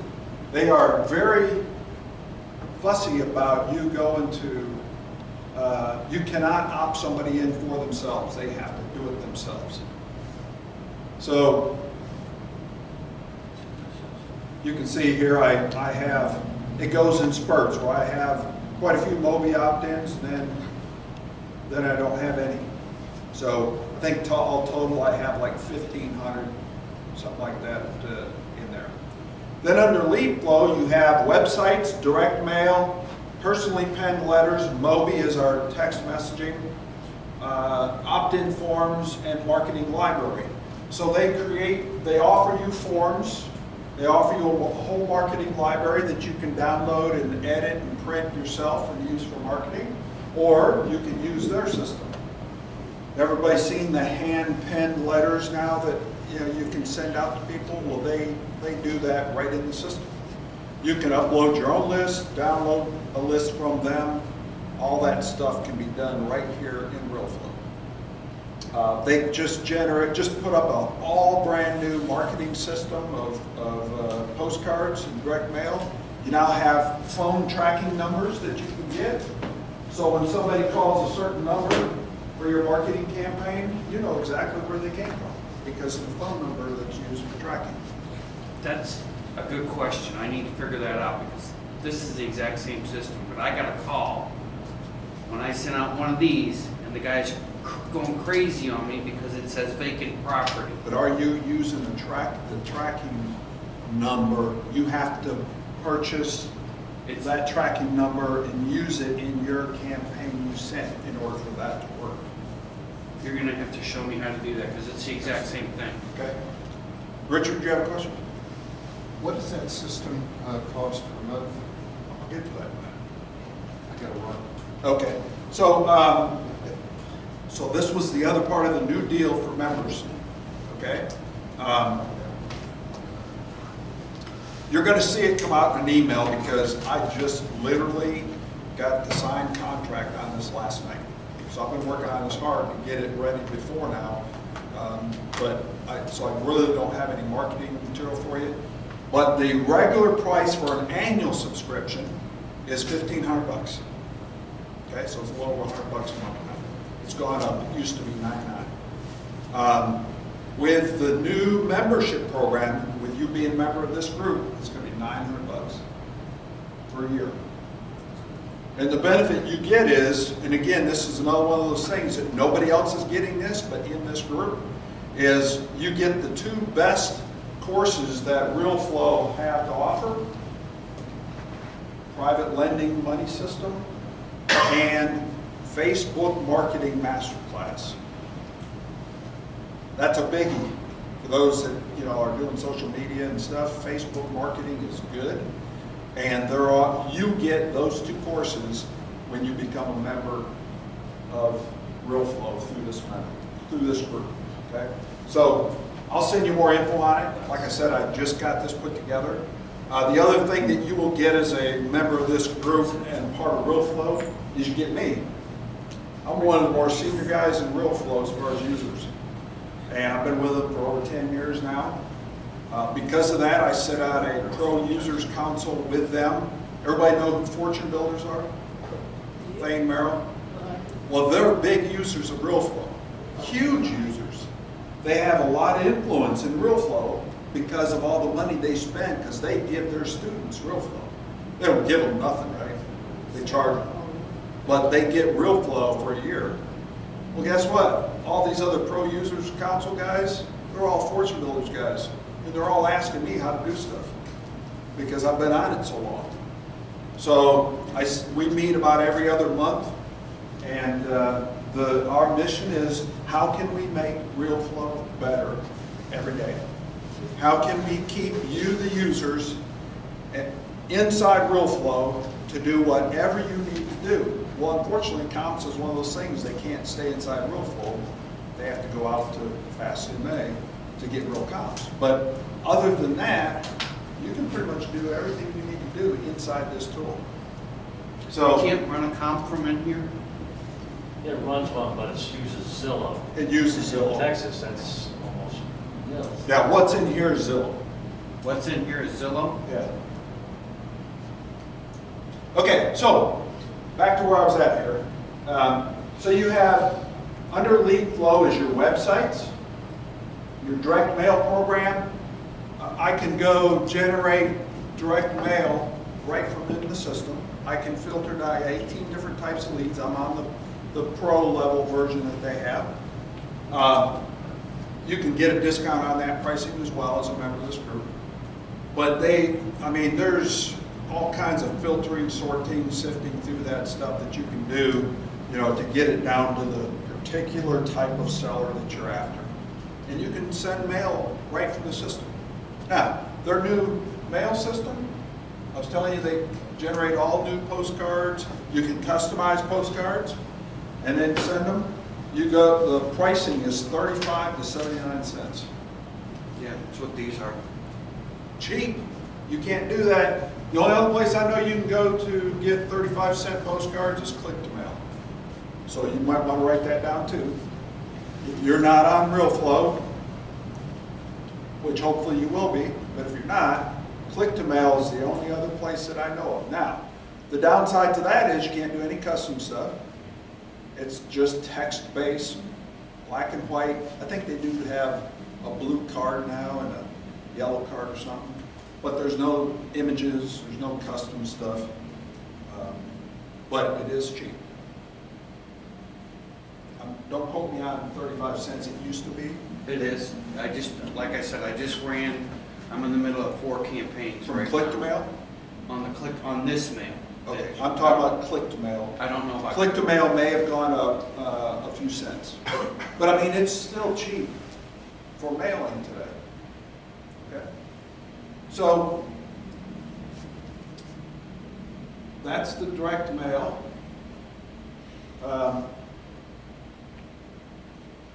The personally penned letters, they're $1 something for the yellow letters. I don't use them, I like postcards. Mobi is the text messaging service, so I can click in here, I can set pre-programmed messages to go out. I can set up codes where they can come in and say hot deals, and hot deals is connected to an autoresponder series, and we add them to our buyers list and they can receive an email auto. Everybody know what autoresponders are? Where you go in and say, for your free report, enter your information here, and then you get a series of emails. Well, that happens with buyers and sellers. In here, when they come in and put their information in, they get a series of 8, 10 emails. The system has them there for you already. You can go just edit them to, read the way you talk and stuff. So I've customized all mine. Several of you are probably on those. You can add custom forms to your web pages, opt-in forms and stuff if you want to go. For example, if you want to go put this on a third-party service. So how many already have websites? Okay. Who are they with? You. Okay. Anybody with Investor Carrot? Okay. Investor Carrot is a very, very popular investor website system. I can go create an opt-in form that I can put on Investor Carrot, and the data will dump into RealFlow. Remember, I'm systemizing. I hate having to manually enter information if I can. The one thing I haven't figured out is how to take your information from our new group website and get it over into my RealFlow system automatically. I haven't figured out how to do it. I don't know of a place yet where I can put this opt-in form. I'm trying to figure out also how to import and export from here. There's some APIs that are capable in here, so I'm waiting for responses back. Yeah. And I'm sure the APIs are going to be the same for RealFlow as what it is. They make it hard for you to do it. You can then import, export contacts, but they intentionally make it easy for you to do that. Yeah, the API is not real complex, but it's not real simple. So you got all these marketing postcards right in your system. You can download them, edit them the way you want. They're Word documents, and use them however you want. You have letters. They have brochures. They have signs, samples of what you could do. They have a credibility kit. If any of you are interested in a credibility kit, you can download that and edit it to your liking and use that to give to sellers. Anybody use that credibility kit? No, I'm not one. Okay. When you're new, a lot of times you want that. You want to have something to leave the seller to let them know who you are. So, okay, so we covered that. Okay, lead pipes premium. So I was telling you about, I'm on the premium version, so you have all these different types of leads. And over here we have, you can put in a zip code. Somebody give me a zip code. 75074. 074? Yes.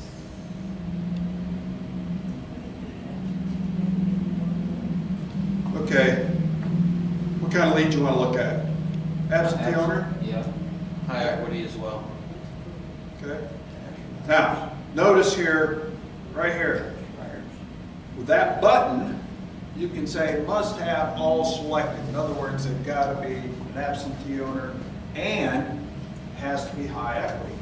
By the way, there's definitions here in the glossary of what all these different types of leads are, so you can go see what that really means. But if you uncheck it, then it means it'll take either high equity or absentee owner, or both. Or both. What kind of owner you want? Individual? I typically choose individual and trust. And what's a trust? What does that mean exactly? Like for asset protection, estate planning, people put a property in a trust.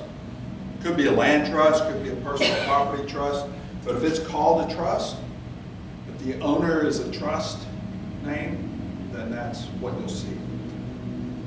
And then under the type of property, you got single family, townhouse, condos, apartments, land.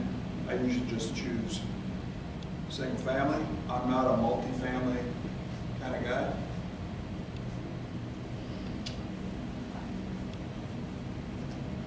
So, you can draw, you can narrow down to a neighborhood and stuff if you want.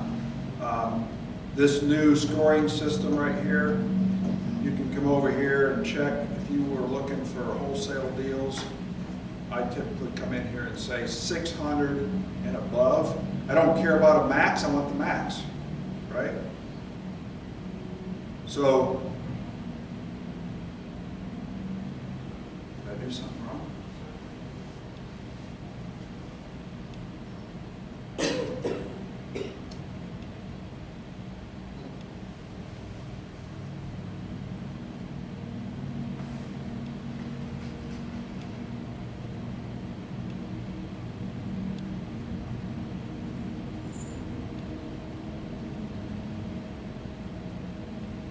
Still at 148, you got the same amount.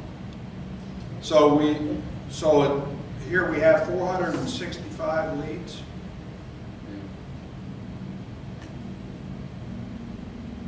Here was your score when you hit 600, it took them out. Evidently it's not. Yeah, the scoring is is sensitive. I will tell you that they're having some trouble in Tarrant County. So let me just take Would it. your road lead be like 1.5 or something like that instead of 500, maybe? Is that what- Say again?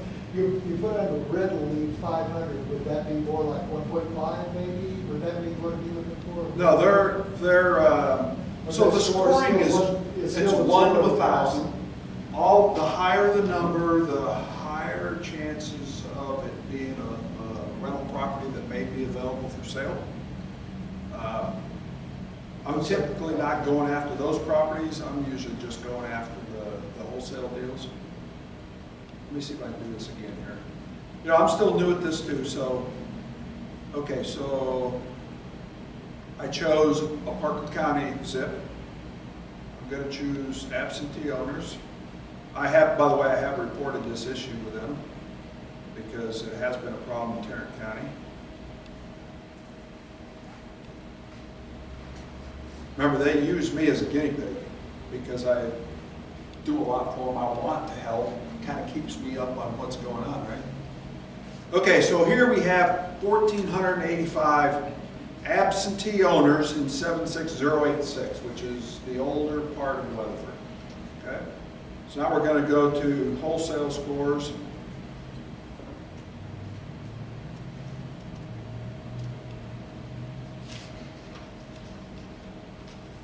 So it took the 1,400 down to 252. Okay? So the whole purpose of this new scoring system, notice right here the scores. Retail, rental, and wholesale. So the 538, 743, 743 is probably good, right? 5, most of these are 500. There's a 671. So what it's doing is, instead of you just, in the old days, you take a zip code and you go buy an absentee list. And in this case, 1,485 names, right? And you'd send a postcard mailing to 1,485 names. What's wrong with that, though? Okay. The absentee owner, there could be absentee owners that just became an absentee owner, right?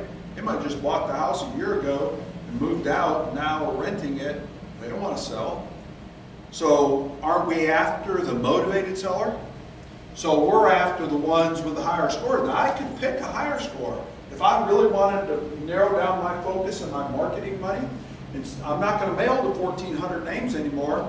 I'm down to 252, but of that, I can check which ones of these I want. The other thing I take out usually is, you know, $1.5 million homes, you know, $1 million homes. I don't market to them. Could, but I don't do it. So I'm trying to focus my marketing dollars to maximize what I have. Now I can, what I would have spent on that $1,400 or 1,400 name list, now I can go mail to the 200 plus list 5-6 times, right? That's what you want to do. You always want to set up a campaign, which you can do in RealFlow, to do up to 5 times. You can set it all up one time, you're done. So does that make sense? So there's a lot of things you can do in here with this mapping it. You can draw it. If you're going after a particular neighborhood, you can draw it out. I think, do you have drawing capability in your comps? No. So, you know, if you really, like if you're really farming a neighborhood or farming a little corner of town that you really like, I mean, I have people tell me that they only want 5-mile radius of my house, you know. They want to get really fussy. You can do that here. You'll get 5 miles away from your house. If you buy, always get 5 miles away from your house. 5 away, yes, yeah. Okay, so I mean, I'm not trying to turn this into a leads class. There's a lot here within this tool. Does it have the names of everyone who owns those properties? Yep. And you can you put it on an Excel spreadsheet, is that possible? You can export the leads. Yeah, you can export the leads, and then the other thing, the absentee owners, it's not gonna have the property owners, it's gonna have the actual owners of that property. Yeah. And they might have multiple properties, so you, like when you go to your mailing campaign, I started off with 1,000. And by the time I got done, there were multiple owners that had multiple properties that were in that area Right. code, so it could drop. So this system, the one thing that they did with the new direct mail system is they eliminated the duplication. Yes. So that's a big help, because I mean, you have some big property owners here. And if somebody owns 100 properties, why would you want to send them 100 postcards? So they have fixed that now, and you mail to one, which is a big help. Now, I will tell you that, you know, just like I said earlier, this stuff is software. It's not perfect. This system is new, so it's not perfect. But also, you got to remember, the other piece of this to make this work is the public records and the accounts, the services that provide all the data to people like Wilfo, you know, the incorrect addresses. You'd be amazed at how many addresses are inputted wrong in county records. And all you got to do is go look at the addresses, and you'll see all kinds of mistakes. And I see it even more so with when I receive the return postcards and we go look at see what happened. They have somebody fat fingered the forwarding addressing wrong. You know, same street number, same city, but they put the wrong zip, or they change the city name, or they misspell it by a letter or two. I mean, it's just amazing how many errors there are. If you pass a house and it has all the signs of being abandoned, can you put that number in there? You can. Anybody got an address? Look up 901. So you can do this two different ways. I mean, I'm gonna put it into the lead side so you can see what happens. What is it? Anybody got an address of a property they're looking at? 901 Creek in DeSoto. 901 Creek?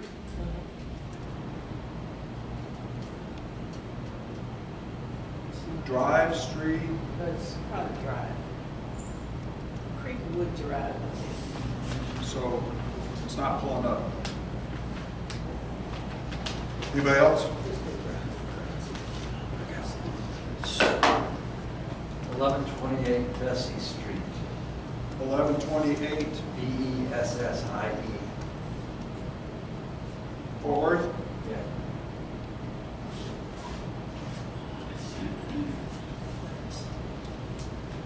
So it tells you here, single family, individual owned, 5-bedroom, 2-bath, 2791 square foot, 4996 square foot lot.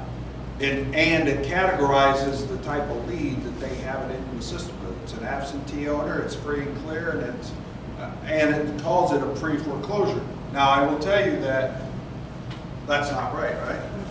Can't be free and clear and pre-foreclosure. Now, a lot of that depends on what's in the system. Just like we were talking about the analysis that Fast CMA goes through, you know, garbage in, garbage out. If we go back and look at this and research it, there probably was a loan at some time, or maybe it was free and clear to start with, and then there was a loan taken out that's in default. It's hard to say why it shows up like this.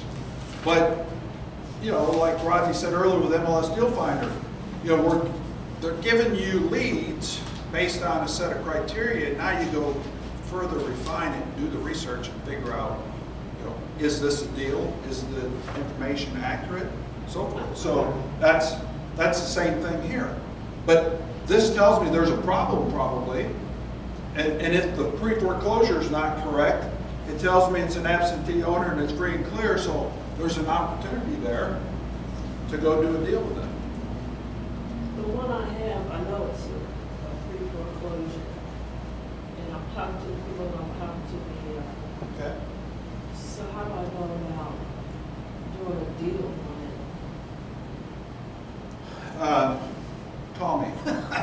Because I mean, there's, Yeah, yeah. there's a lot of things we need to go look at there. Okay. But, and I don't want to delay the whole class for that. Yeah, I understand. But back to this, this is giving you the information about this one particular property. Then scrolling down here, you've got the property details like you would see on public records. Okay? You've got the valuation information. All this is coming from the public records too. They're just kind of putting it in a chart style. Okay, so we do have some loan information here, don't we? Now, is it correct? Here it says 0, but down here we have some loan history. So we got to go back and figure out what the deal is on this particular house. Some construction material. Remember, this information you're getting to is only as good as what the counties are providing. Not every county provides the same information across the country. Tarrant County provides different stuff than what Parker County does, than what Dallas County does. So, it depends on what the data source is, where this stuff's coming from. One thing I really like here is the transaction history. If you are working pre-foreclosures, when you put the address in the system, you come down here to the transaction history, it'll tell you if it's a current pre-foreclosure or not, and when it's scheduled to go to the auction. Now, I will tell you right now that RealFlow is not the source, just like comps. RealFlow is not the source for pre-foreclosure because there's a lag time from the time that it's filed on the county records until the time that the companies that have the contract to generate the information and provide it to RealFlow, there's a lag. The best leads we can get is from Real Estate IQ because they're current pre-foreclosure leads, not stuff in here. There's a lag. And it's RealFlow updates every day, but they can only update the info that they receive. Make sense? Pre-foreclosure history, this is all good stuff. Look right there. August 31st. This house just went to the auction, it looks like, on October 1st. Or was scheduled to go to the auction. I don't think it closed. I remember that property. Again, it was scheduled, and if it didn't happen and that's changed, then there's a lag from the time to get it updated before it shows the new date in the system. They could have went and filed bankruptcy, right? Bankruptcy stops the foreclosure. And here's your scores that it gives you for those particular properties.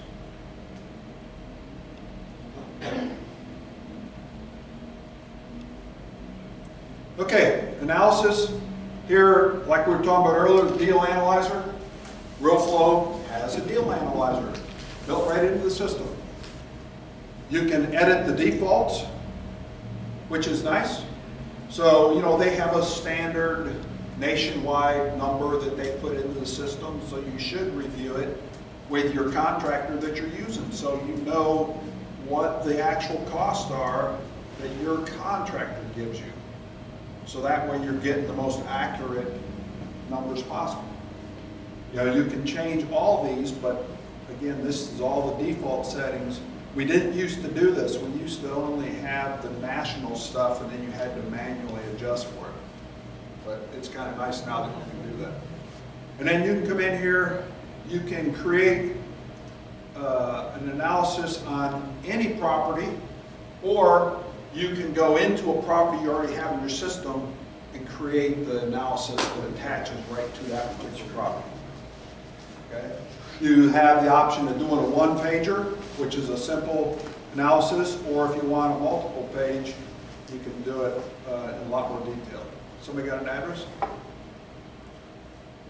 We're not going to go through this whole thing. I just want to show you what it looks like. We gotta go. I gotta be somewhere, pick up something. 6220 Okay. Winter. Thanks for coming. See you guys. What? 6228. Windermere, Windermere.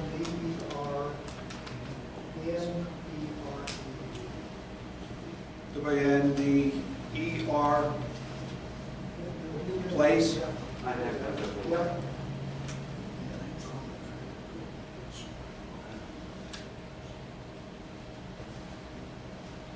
So here's the basic template. You can go through and fill out all this stuff. Totals it up down at the bottom.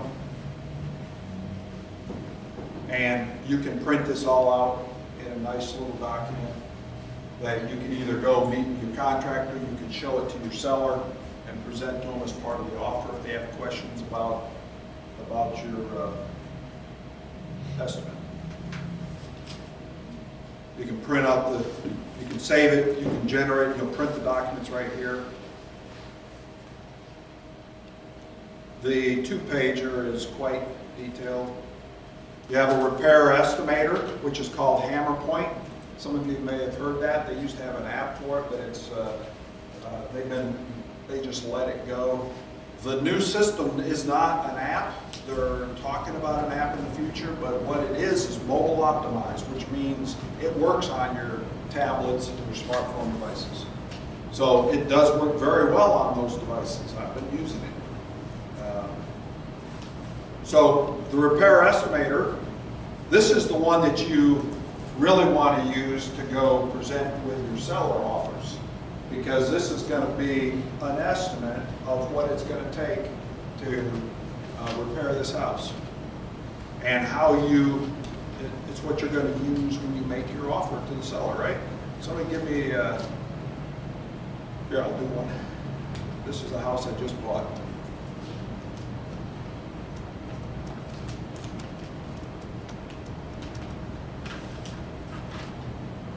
Just a little dinky 900 square foot, 918 square foot house in Weatherford.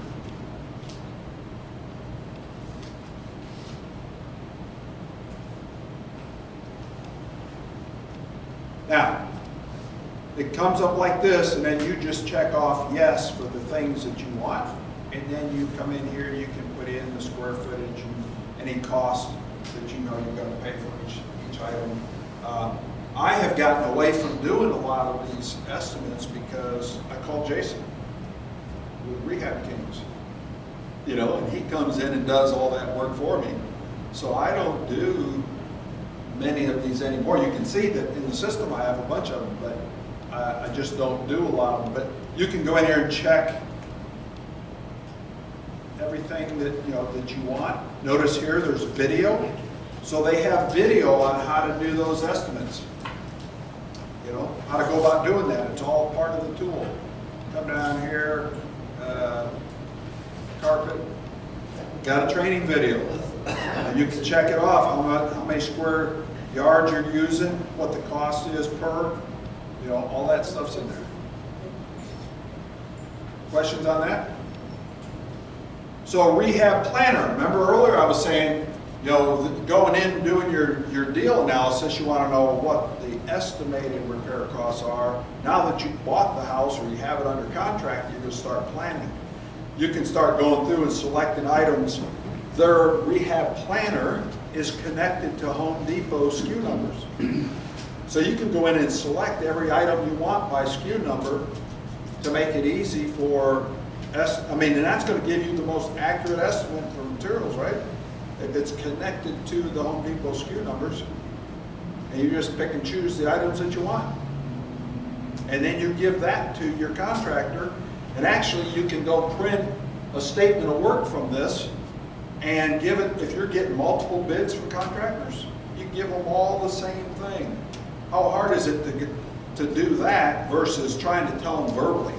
Oh man, I forgot to tell you about, I needed this type of flooring, and I forgot to tell you about the roof. Oh yeah, it needs to be redone, and forgot to tell Jim that it needs foundation. So you're trying to do it verbally. That's just a bad way to manage it, right?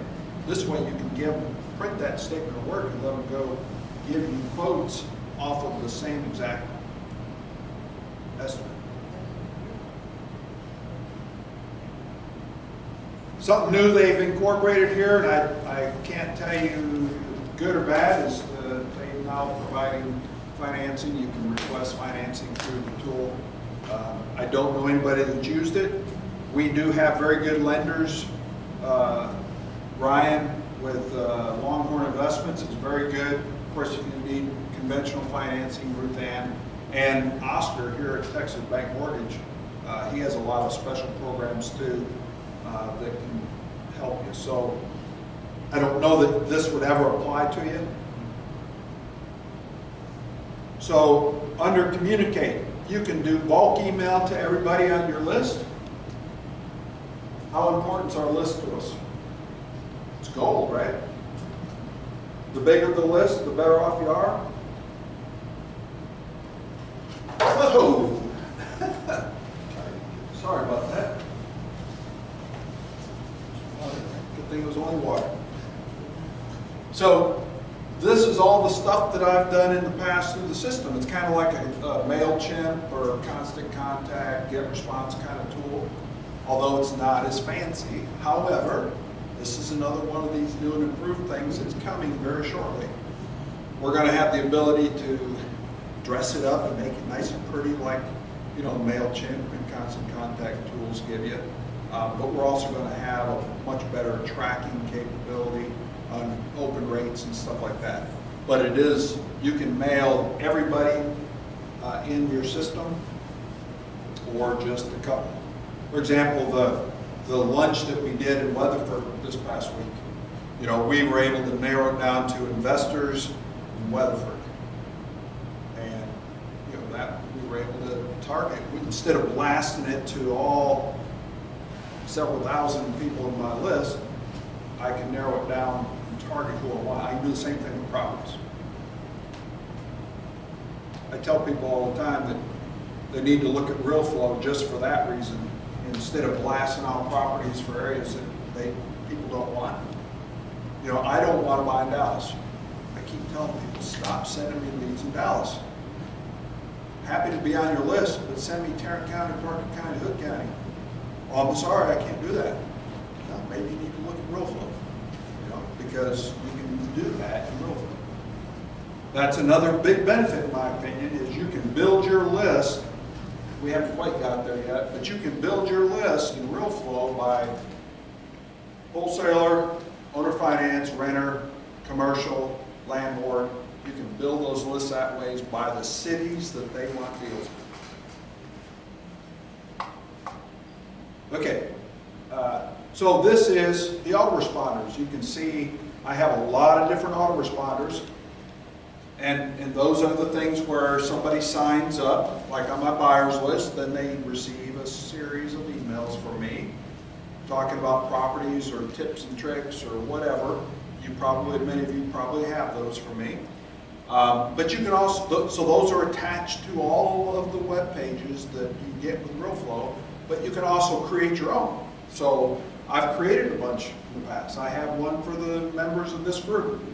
And you can create the custom ones. It took me a long time to figure out how to do that. I didn't realize that. I thought it was just the ones with the squeeze pages, but you can create an autoresponder for anything. Faxes, you can get a built-in fax number into the system, so it's all, again, systemized, and you can drag that fax into your property that it pertains to. Internal messages, this is one of the big things that's powerful in this system, is the power matching. If you're brand new in the business and you sign up with RealFlow and you have a deal that you want to sell, but you don't have any buyers, you can literally send your property to the system. Scans the entire 100,000 users of RealFlow. There's over 100,000 now between the US and Canada. And let's say your property is in Palo Pinto. We'll say Mineral Wells. Okay? So not a lot of buyers out there. So you want to leverage everybody's list. So the system goes out to the entire community of 100,000 plus users and identifies each user that has a Mineral Wells buyer on their list and identifies them in here, and I can go send that lead to that user, not to the buyer themselves, but I can send it to that RealFlow user, and that RealFlow user can then send that lead from me to his buyer's list, and if one of them says they're interested in that property, they go back to him, they come to me, we strike a deal, we get them in there and show it, we may be able to sell it, you may be able to sell it, and you never even had a buyer on your list. That's one of the most powerful reasons to use this system, is that it leverages the entire network of RealFlow users across the country. What you see here, most of these, they call it internal messages. That's the people that have been power matching out to the community. And because I have, I'll just open this one. Because I have a buyer in the city where this property is, Hazel Park, Michigan, I receive that email. I can then take that and send that to my list. See right here, view matching buyers.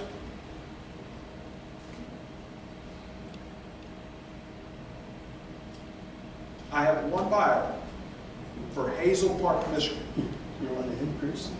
Huh? You want to increase them? Yeah. You know, the Hazel Park racetrack is there. You could probably just zip code it and see if there one. Could be. Someone will be listers. But see, this is something that I love about this tool, is I can build my list in no time at all. My buyer's list squeeze page is called tradecashforhouses.com. I don't know if any of you remember it, but you probably are on it. And all that goes into my system, regardless of what city and state you live in and where I'm at. I mean, evidently somebody signed up from Hazel Park, Michigan. And I'm able to now turn around and send an email to that buyer to find out if they're interested in this particular property. And then if they say yes, they come back to me, and then I can reach out to the person who sent it to me. And we might be able to sell that deal. So are you gonna give some kind of training on that? I mean. Yes, ma'am. This is all, they do training in RealFlow, but because the members, anybody that signs up through the group, I provide all kinds of training. You're going to get all kinds of video from me, and I'm going to start doing webinars for the members of the group. This is a powerful tool. This is why I've been at it 10 years. You know, I've tried other things. We'll get to those other things. I didn't mean to spend too much time on this, but we're almost done with this overview. So that's the internal messaging. You see, I have tons of them.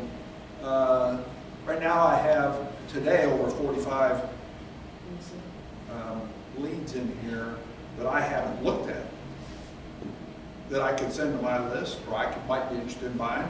I don't do anything outside the area, but I get all these because there's people on my list from all around the country. I got a buyer in Alaska, you know. So, but this is one of the most powerful things about this page, or this system. So the Scrum board, I love this. Any engineers in here? Anybody know what Scrum is? So this is a systems engineering term. It's something they use. It's a high-level visible management tool. So I can see the things that I'm working on right now, as long as I keep it current. You notice I have Cherokees over here, ready to close. We've already bought it. Now I need to do this. I just closed last week. So I'm rehabbing it, and the offer's been accepted, and actually that's at title company right now. See how simple that was? So every new lead that comes in, and I use this more when I've got a lot going on to help me keep the visibility on it. But you can name those headers anything you want, so that you can, you know, whatever works for you and your business. Pretty cool little management tool. And let's see, Scrum.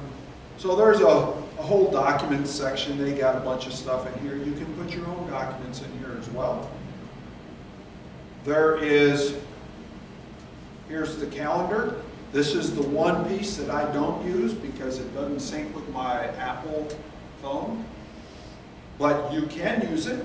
You can put in your appointments in here. If you want visibility and stuff, if you've got somebody managing your property information, you can do that. Task. So you'll see I have a lot of tasks in here. We use this strictly for follow-up work with sellers. I don't use it for follow-ups with buyers at all. I use it specifically for doing follow-ups with sellers. So we get a lead in, we talk to them, they say, oh, I just listed it, follow up with me, you know, next week, next month, whatever it is. We put a task in there to go follow up. I can assign it to me, my office assistant, the VA. You can do whatever you want with it. They now have reminders, so you can click right here and you can set a task reminder. So if you wanted it to pop up the day before, just to remind you that it's coming, then you can do that. Otherwise, it's a manual effort. If you don't set that task reminder, you have to physically go in here. So my assistants go in every day. That's one of their tasks, is to go manage the real flow task, go work whatever task they have to do that day. Is that sync with your iPhone? It does not. I'm hoping someday, but they haven't done it. So earlier I said, I mentioned real flow courses. You know, they have 4 total, but if you sign up through this real flow program as a member benefit, you're going to get the private lending system and the Facebook marketing masterclass. Both are very good, and you'll receive those as part of your membership.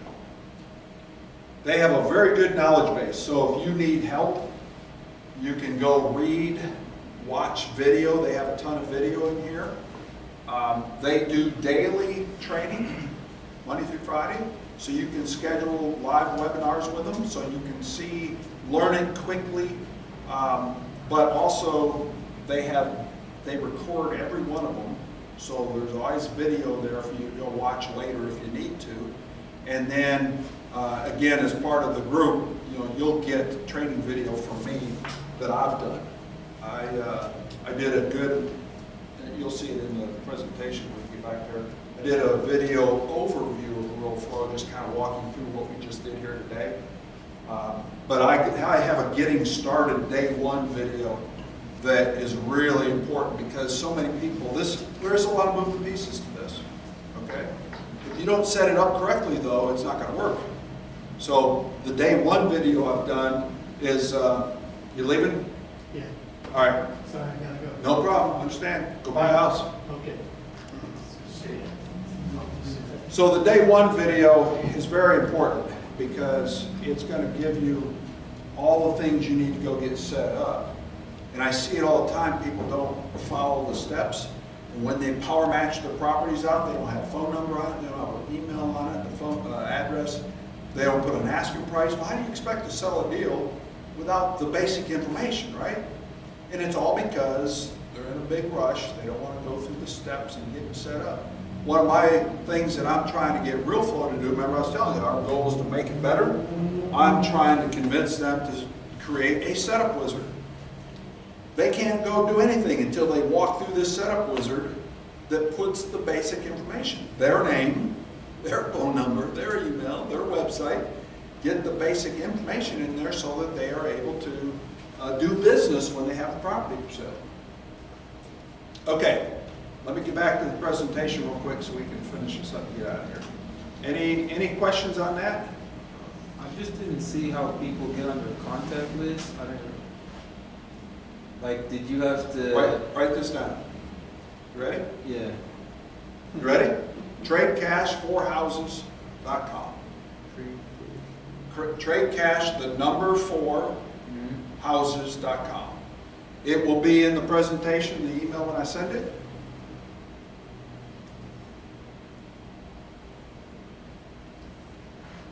Let me get back to where I left off in here because, and I apologize if you got to go. I know this is getting long.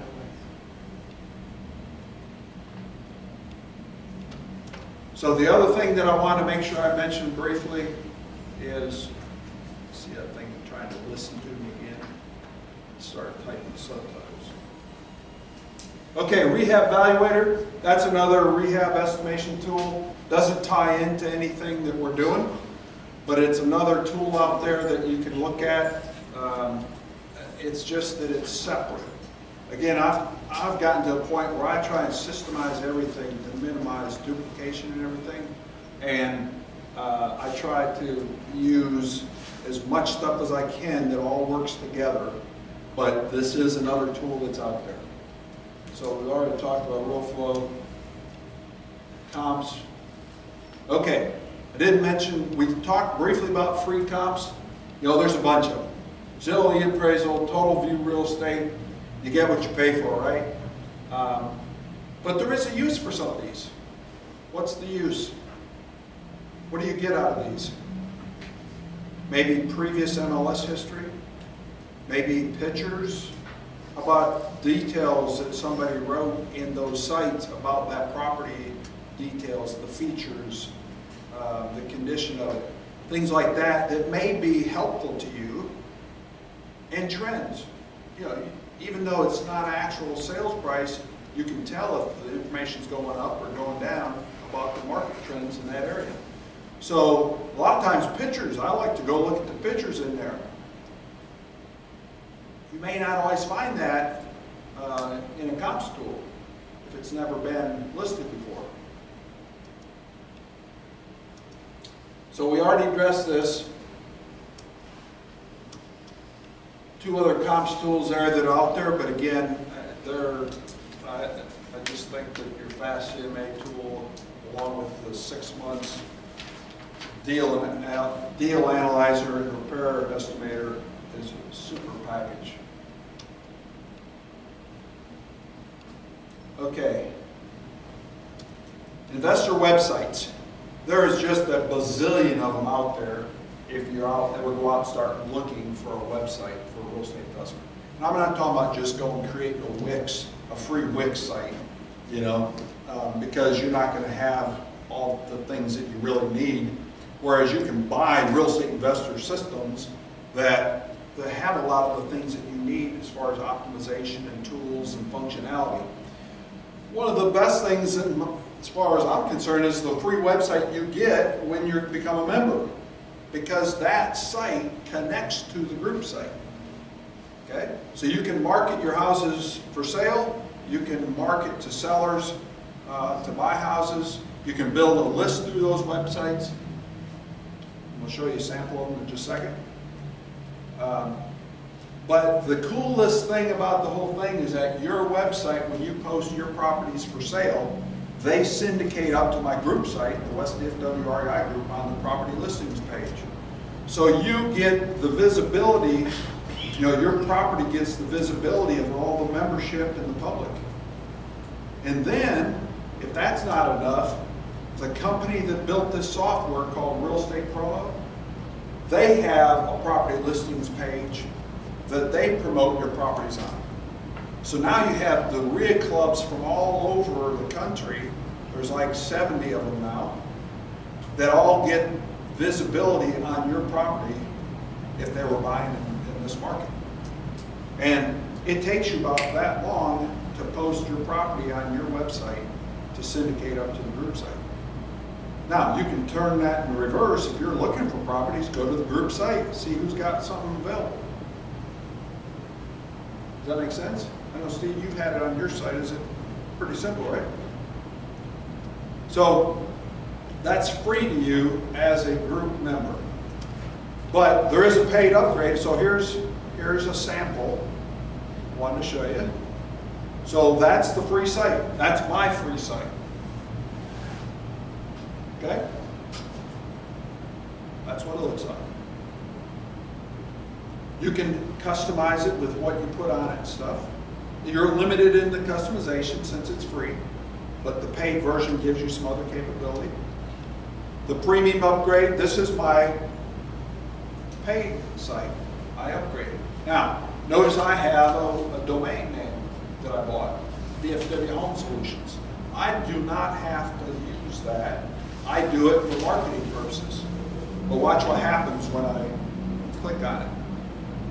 Notice it changes to realestatepromo.com and some ugly address there with my name in it. But, oh, you can't see it.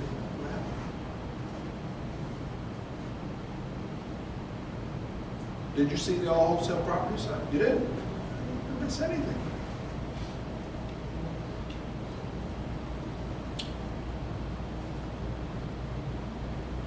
Okay, so there's the premium site.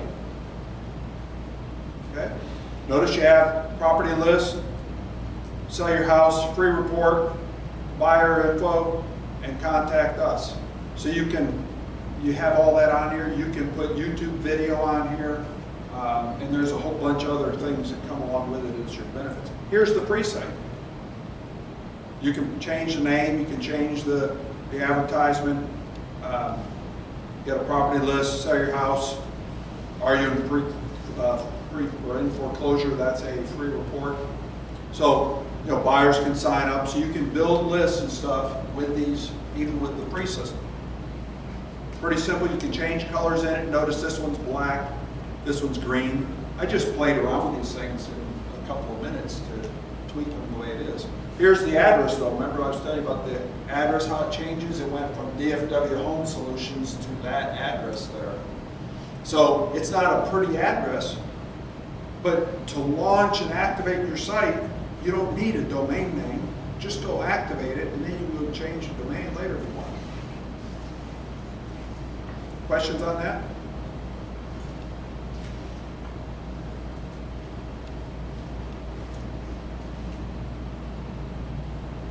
Starting subtitles. I got to find out how to turn that stupid thing off.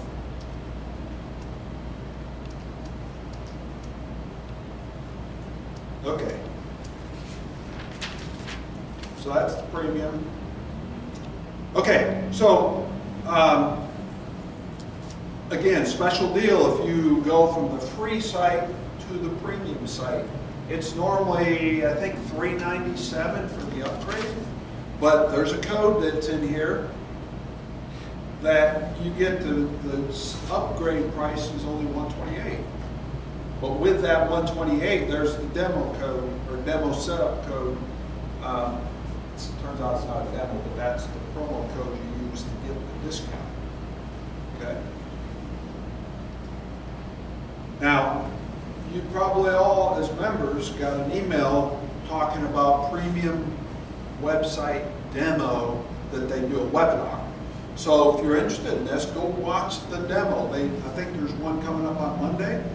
You probably are receiving email about it now, maybe just didn't realize it, but it's the premium website demo from Real Estate Promo, the company that built this system. And go watch the demonstration on all the different things. I'm still new at it. I've only had this a couple of months, and I can't possibly tell you, explain it all like they can. There is so much additional capability that you get for it when you upgrade. So here's, whoops. Okay, so here's the benefits. When you do the premium upgrade, you get a seller net sheet. So when you hear Mike Jacka talk about how he uses this seller net sheet making his offers to sellers, and they see all these different expenses. So many people, I'm a big believer in showing in my offers too. A lot of people don't understand why you are at this number. They think you should be way up here. Well, they don't realize all the expenses associated with buying a house and selling a house. So I've been doing that for years, showing people. And this is just another way to do it with this seller net sheet. You have detailed rehab estimates. Again, you know, you have a lot of different options, all these different systems. This is another part of this group website system, is they have a rehab estimating tool. They have an offer generator that you will not believe. It spits out 8 different offers.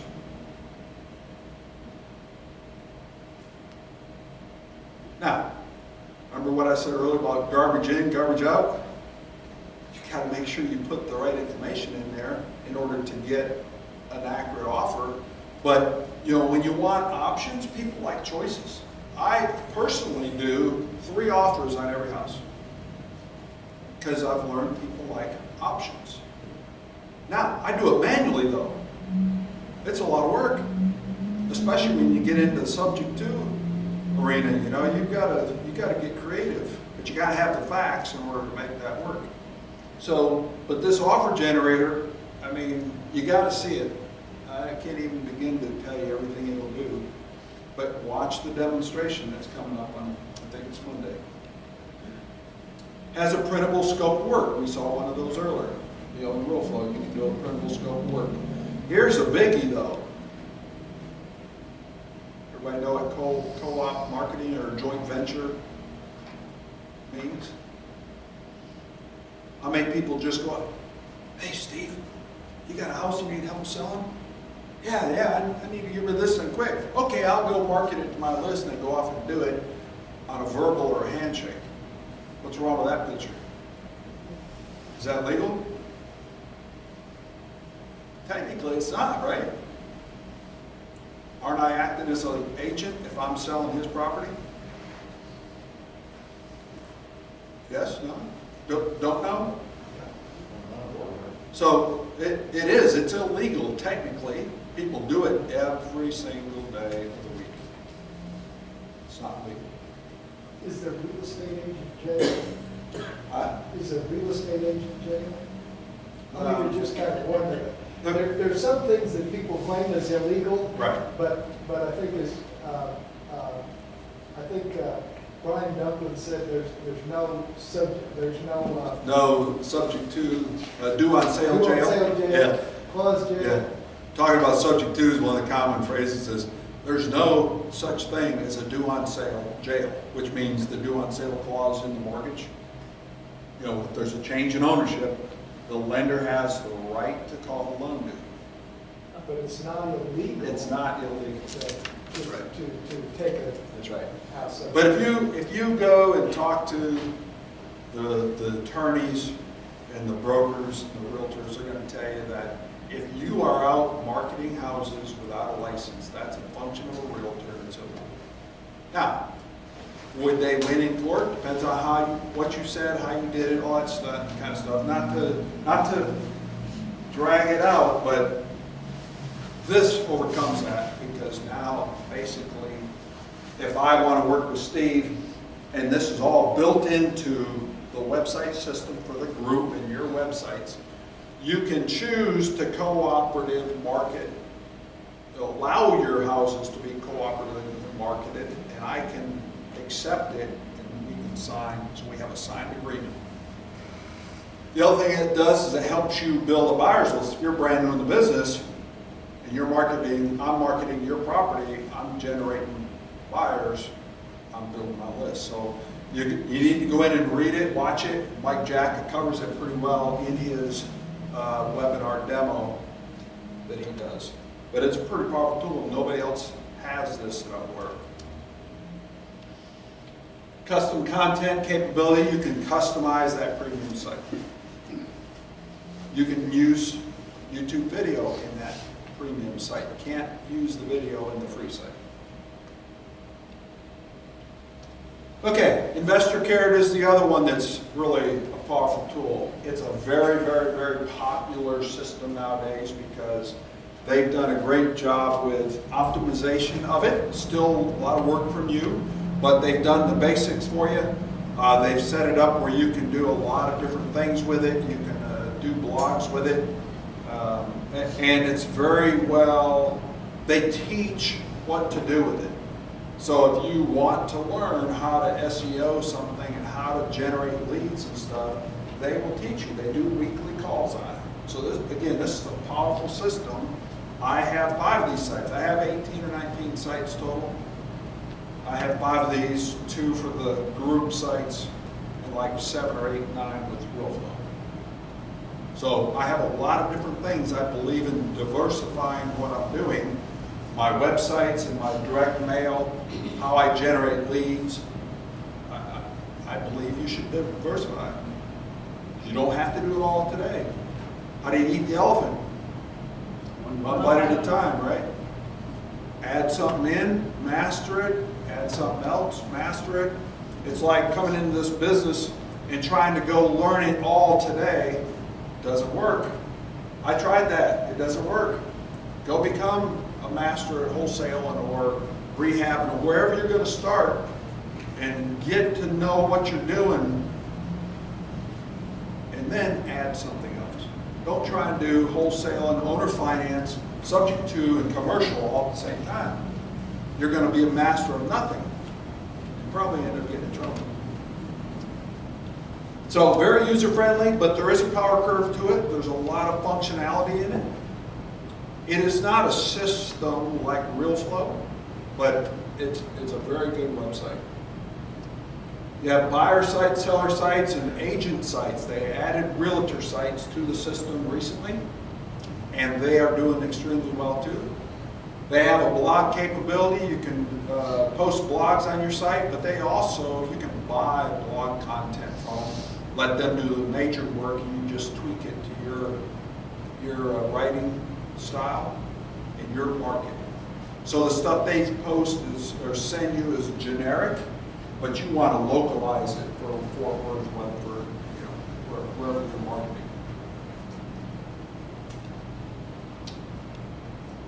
Very, very popular.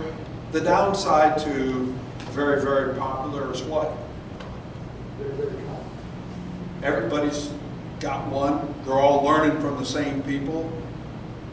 So you have challenges there. Everybody else is doing similar things, so you've got to learn how to overcome them and outdo them in your marketing. So, but it is a great system. They do mastermind calls every week. It's time consuming, but they do the training. It's just, do you have the time? Maybe hire an assistant to do this for you. That's what I'm looking for now, I think, is I'm going to hire a marketing manager just to do marketing for me. Between the group marketing and my real estate investing business, I don't have time. Especially now that my real estate side of things is picking up again. I just bought 2 houses in the last 10, 14 days. Okay, websites, again, RealFlow, you can have up to 99. Actually, they have a new team level that's unlimited, but you don't need that unless you get really big, and then you can upgrade. We can do it 99. The offer that I mentioned earlier, and I'll cover it again in a second, you get 5 websites with that. Pre-made templates, so you don't have to go create all the stuff. It's already there. They got like 110 different templates available. You just have to pick which little niche you're after, and then you can customize them. Today, they're all single-page squeeze pages. You know what a squeeze page is? So you go in and enter your information, and it captures. So they're saying get a free report by entering your name and email here, and then so they're squeezing that information out of you. They're bribing you. You get a free report when you do that, and then you get that email series from the autoresponders. That's what a squeeze page is. So today, that's what all their pages are: single-page squeeze pages. Shortly, and I checked in with them. They're going to be able to give me more of a timeline in the first quarter of 2020, but they're coming out with WordPress-based sites. Anybody know what WordPress is? Very common, easy to use system, but they're all WordPress type sites, so it'll be a lot easier to edit and do work with. That'll be a lot better than what we have today. Built-in autoresponders, every one of them. Again, you can create your own as well. We already talked about this, but the newest member benefit is the Real Estate IQ package. That is 6 months of those 3 tools that Rodney demonstrated. Thank you, Rodney. That was good. That really helped me with seeing how you went through and unchecked and stuff to take out the low-hanging fruit there. I thought that was good.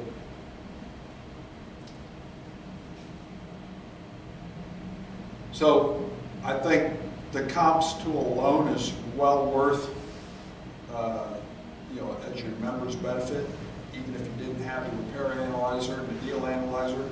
I mean, that comps tool is going to help you tremendously. So keep that in mind. If you're already, I think you're all members in here, you need to make sure you're going to see that link come out for me in the email in the next day or two, and that link is what you'll need to go get signed up for your 6 months. I don't think there's any issue that's ready to go, right? Yeah. So watch for that link, and I'll tell you that this is your 6 month benefit. Okay, almost done. Real flow. This is the special offer again, just to go over it again. I went over it pretty quick earlier. This just got signed last night, so I really don't have the marketing down yet, but this is really what it is. You can go click on that video and do an overview of Real Flow that I did. It's kind of what we already did today, but that's what that is.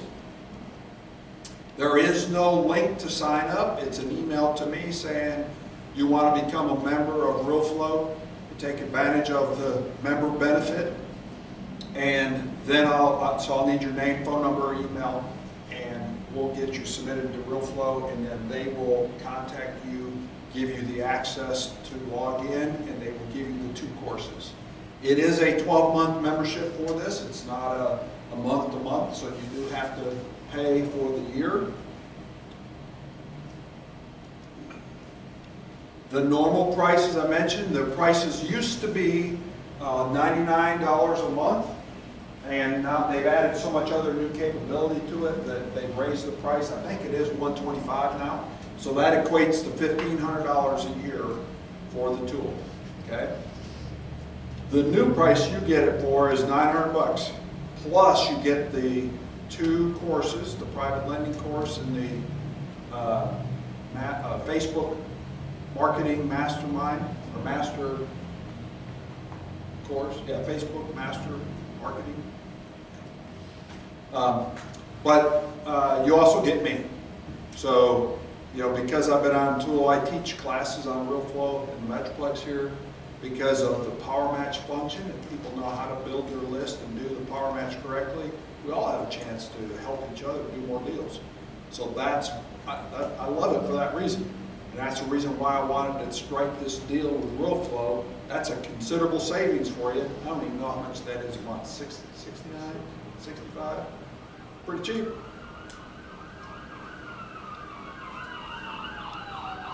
So you get the 2 courses, Facebook Marketing Masterclass, there you go, and then the private lending system. So who needs more money in here?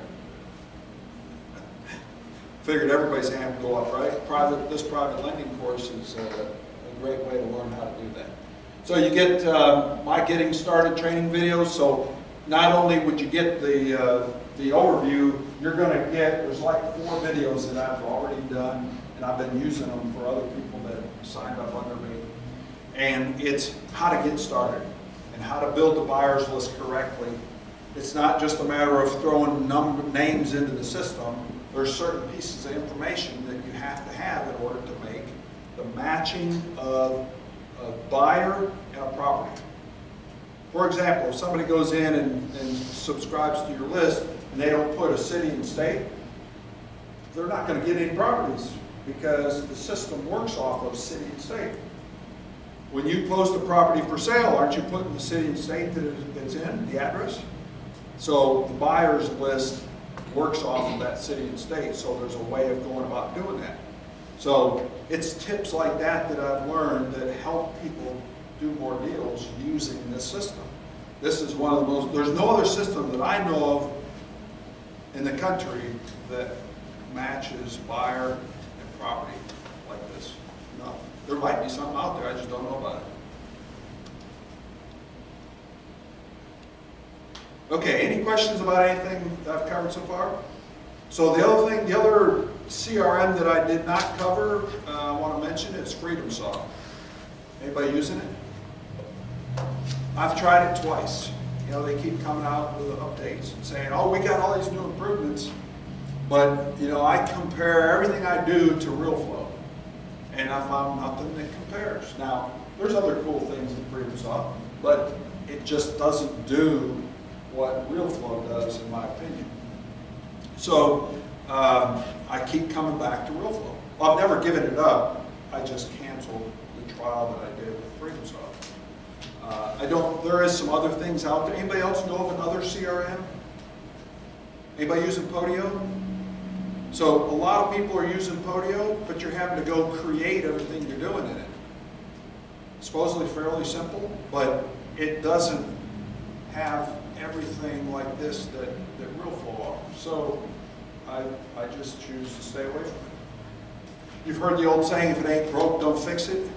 You know, I'm so set in my ways now, RealFlow works for me. Doesn't mean there's not something better. I just think this is the best one. And it does work for me. So you can go try this and see what you think of this. So here's a few apps and software that we use in our business and have been for many years. How many people have lost data in computer crashes? It hurts, especially if it's business data. So I do backups of backups nowadays. Acronis is my favorite image backup, so that backs up the entire image of the computer on my PCs. So my office PC, my wife's PC, you're going to get this presentation. So, I mean, you can take a picture of it. I'm just saying you don't have this. Acronis is what I use for that. With my Apple has what they call Time Machine. So I'm backing up Time Machine with that.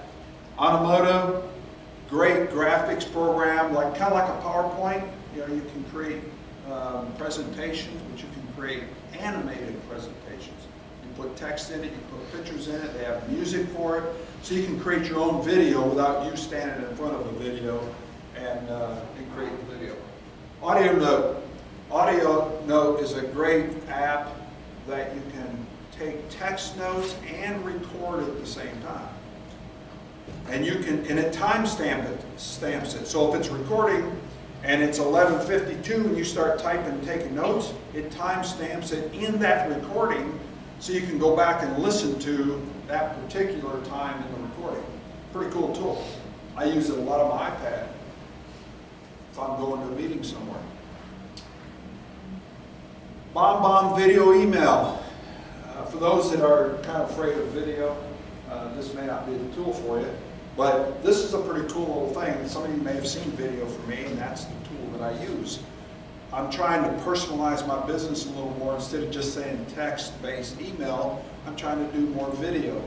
I'm not good at it, but I just say, okay, so what? It doesn't have to be professional. How many of you would rather watch a video than to read a long email? I mean, really? I mean, who wouldn't, right? So that's what I've been doing. It works great on my phone. I can do a video right now and send it out in an email or text. I can even send it in text. So it's pretty cool. I have a link on that if you want to go do a trial on that. Box, Dropbox, Google Drive, and OneDrive are all cloud-based storage type systems. I use all of those, but my primary is Box. I use Box because all the ratings on security and stuff and the features are by far the best of that classification, not getting into commercial grade cloud storage type stuff. But for what we do on a daily basis, Box has always been the top rated. All of my business stuff is on Box. So everywhere I go, I'm in touch with my whole business right here. My assistant can be working on a document in the office and I can see it on my phone. My VA in the Philippines, she can be working on stuff for me and send me a link, or I can just go log in and go see it. So I love Box for that reason. Dropbox, the old one, do similar things. I keep Box to my office. I don't share files out of Box. That's just one of my security things. I use Dropbox if I'm going to share, or Google Drive if I'm going to share a document. But that way I keep all outside forces out of my business documentation. Just a strategy for me. DocuSign is, you can sign documents on your devices, your computer, contracts. You can do it on your iPad. Another one is sign my iPad. You know, you can just put a contract on your iPad, your tablet, and go sign, just sign it wherever they're at instead of having to have paper copies. Evernote, we talked about that earlier. Google Earth, I use a lot for my property research, taking a look at the property and the areas. Google Voice, anybody using Voice? It's pretty popular. It's a free phone number that you can forward anywhere. I have several of them that I use for marketing purposes. Probably don't use them enough as I should, but it's pretty cool for free. And then HomeSnap, Homes, iHandy, Property Fixer, Property Evaluator. Those are all real estate related apps that I have on my phone and my iPad. You know, the iHandy level is pretty cool. I mean, you can go in there and it really does work. You lay it down on a surface and it'll show you if it's level or not level. I don't know how they do some of this stuff, but they do it. Which one is it? iHandy level. Oh. Now, what would I want Map My Run for as a real estate app? Anybody know what Map My Run is? You know, it's for tracking your fitness, your running, walking. But guess what? It's pretty cool if you're going out and driving neighborhoods. When you're looking on your phone, it'll show you where you've been. So if you're looking at, you know, it shows you a map view and the path you've been. So if you're trying to make sure you hit every street in that neighborhood, if you're in a big development, use Map My Run. It'll show you every place you've been. Are there other tools out there? Probably. But that's got GPS built right into it. It tracks everywhere you've been, as long as you push the start button. So it's kind of a cool little app to incorporate into your real estate business. Okay, Mail It Now. Mail It Now and TouchNote. Those are both mailing apps that you can go up to a house, take a picture of an ugly vacant house, look it up, see that it's an absentee owner, you know, it looks really bad, and send them a snapshot and put it in the mail via electronically through the app, and send them a postcard with a picture on his house and say, how long has it been since you've seen your house? I buy houses. Mail It Now is an app from Click to Mail. Remember I mentioned Click to Mail earlier? So that is a brand new app. I don't think it's been out very long. I have not tried it. TouchNote, I've tried it. Works easy. Works fine. So you might go play with that. Property Evaluator, Property Fixer are both, you know, analysis apps that you can do right on the spot while you're out there. By the way, RealFlow being mobile optimized, you can open up the property lead in RealFlow on your phone or your tablet and do a lot of this analysis right on the spot as well.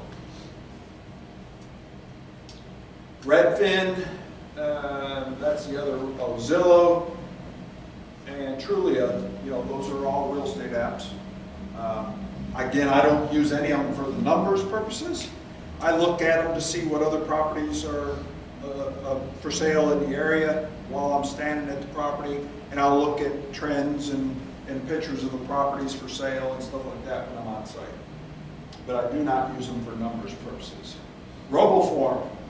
Anybody using a password saving program other than your default on your computer? I have being in the business 19 years, I have over 900 passwords. Do you think I'd ever remember those? No way. I've been using RoboForm for probably 18 of those years, maybe longer. And they have a RoboForm everywhere, so you put it on all your devices and it syncs up all the time. So you always have your passwords with you for any kind of website. It also does an autofill. So if you're ordering something online and you don't want to keep typing in your address and your credit card information, you can do all that through RoboForm. I would be lost without RoboForm. So, Rodney, didn't I tell you, if I used your computer, I'd be in trouble trying to log into some of this stuff because passwords, you know? RoboForm is my lifesaver for that. Cool tool. Okay, Skype. I use Skype every day talking to my VA in the Philippines. Both phone calls and text messages, and now we can even record our call with video and have it in a matter of a minute. It is like talking to you and I. It's gotten so good. It used to be a problem years ago. It's not anymore.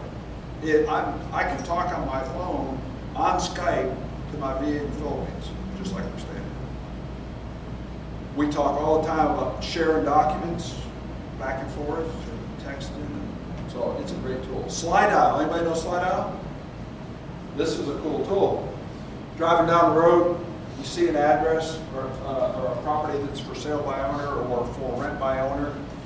And the last thing we want to do typically is talk to tire kickers, right? Somebody that's just going to chew you out for calling them, first off. But maybe they just want to talk your ear off. It might be a 95-year-old woman that hasn't talked to anybody in 2 months, and she's going to talk your ear off. Now, sometimes that's good, but if you're in a hurry and you're trying to cover a maximum number of people, SlideDial is the tool. Because SlideDial, when you call a number, it bypasses the ring and goes straight to voicemail. So you can leave a voicemail to that seller or that person, whoever that person is. What if you had an irate tenant that you can't stand talking to because you know they're going to start cussing at you and chewing you out and whatever, and you don't want to talk to them, but you got to get them a message? SlideDial is your tool, man. As long as it's a cell phone, it bypasses the ring and goes straight to voicemail, and you can leave a voicemail. You can do up to 5 numbers at one time. So if you're driving neighborhoods for rent, for sale by owners, taking down those numbers, you can create one message, send it one time to 5 people. Just a way to speed up and expedite what you're doing, cover the masses. But a lot of people prefer to talk to somebody. They don't want to leave voicemail. This is just another option. The Secret. Anybody know what The Secret is? Anybody heard of it? No. Go Google it. What's The Secret? There's a movie. It's a secret, yeah. It's a movie, but there's a daily teachings app, and it's all positive mental attitude, personal development type things. You know, so if you're that kind of person that gets down in the dumps and depressed pretty easy, this is a pretty cool tool. I've been on it for years, but there's a good video on it too. Okay, I think, Voxer. Remember the old, what was the cell phones that were like walkie-talkies? You probably remember. What is it? Bricks. Yeah, not that far back. Just so happened I saw a cell phone. Nextel? Huh? Nextel? It might have been Nextel, where they had a walkie-talkie function on the phone. Push talk. Yeah. Nextel. And that's kind of what Voxer does. You know, you record a message basically, and it beeps on the other end, and they answer it. And I mean, you can go back and forth instead of getting on the phone and talking. So it's kind of cool when you're traveling. You know, the phone's not ringing and stuff. Just another option, though. Pretty popular app. You can now do video with it, and I think it is audio. It's not a text-based communications tool. Okay, did I miss anything? Questions on any of that? I've got, you were talking about the handy I've got Toolbox, which has a whole bunch of level, it's got a, Okay. it's got a, Is that what it's called? no, it's Toolbox. It's by, Okay. My Metal Box. Is it My Metal Box? Okay. Anybody have any other apps that is worthy of mention? If you think of something, or if you have something that you didn't think about now, send it to me. I'll add it to the list for the next time. I mean, I'm always looking for something better. It has the level, Okay. but it also has a protractor. Bear has an app too on Color Snap, I think it's called, where you can go color match, you know, the paint colors in a house with it. Will tell you the angle that your floor is sitting at. Yep, yep. Oh, there's a room measuring app now. I think it's called Measure. But I've looked at it. It's kind of hard to work. But okay, moving on here. Hey. You didn't have to applause. Well, sorry it took so long.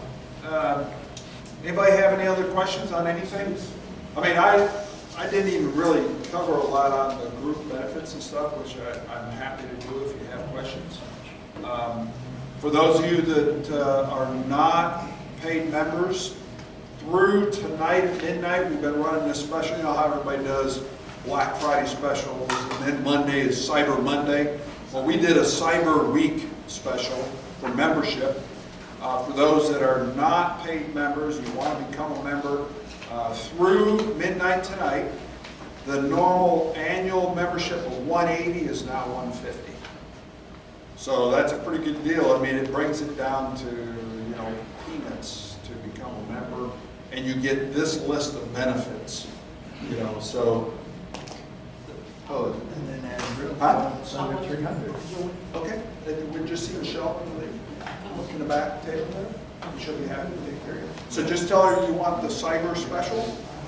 Okay? It's on the webpage, so you can go do it yourself, or she can do it for you. And she'll take it. It'll only take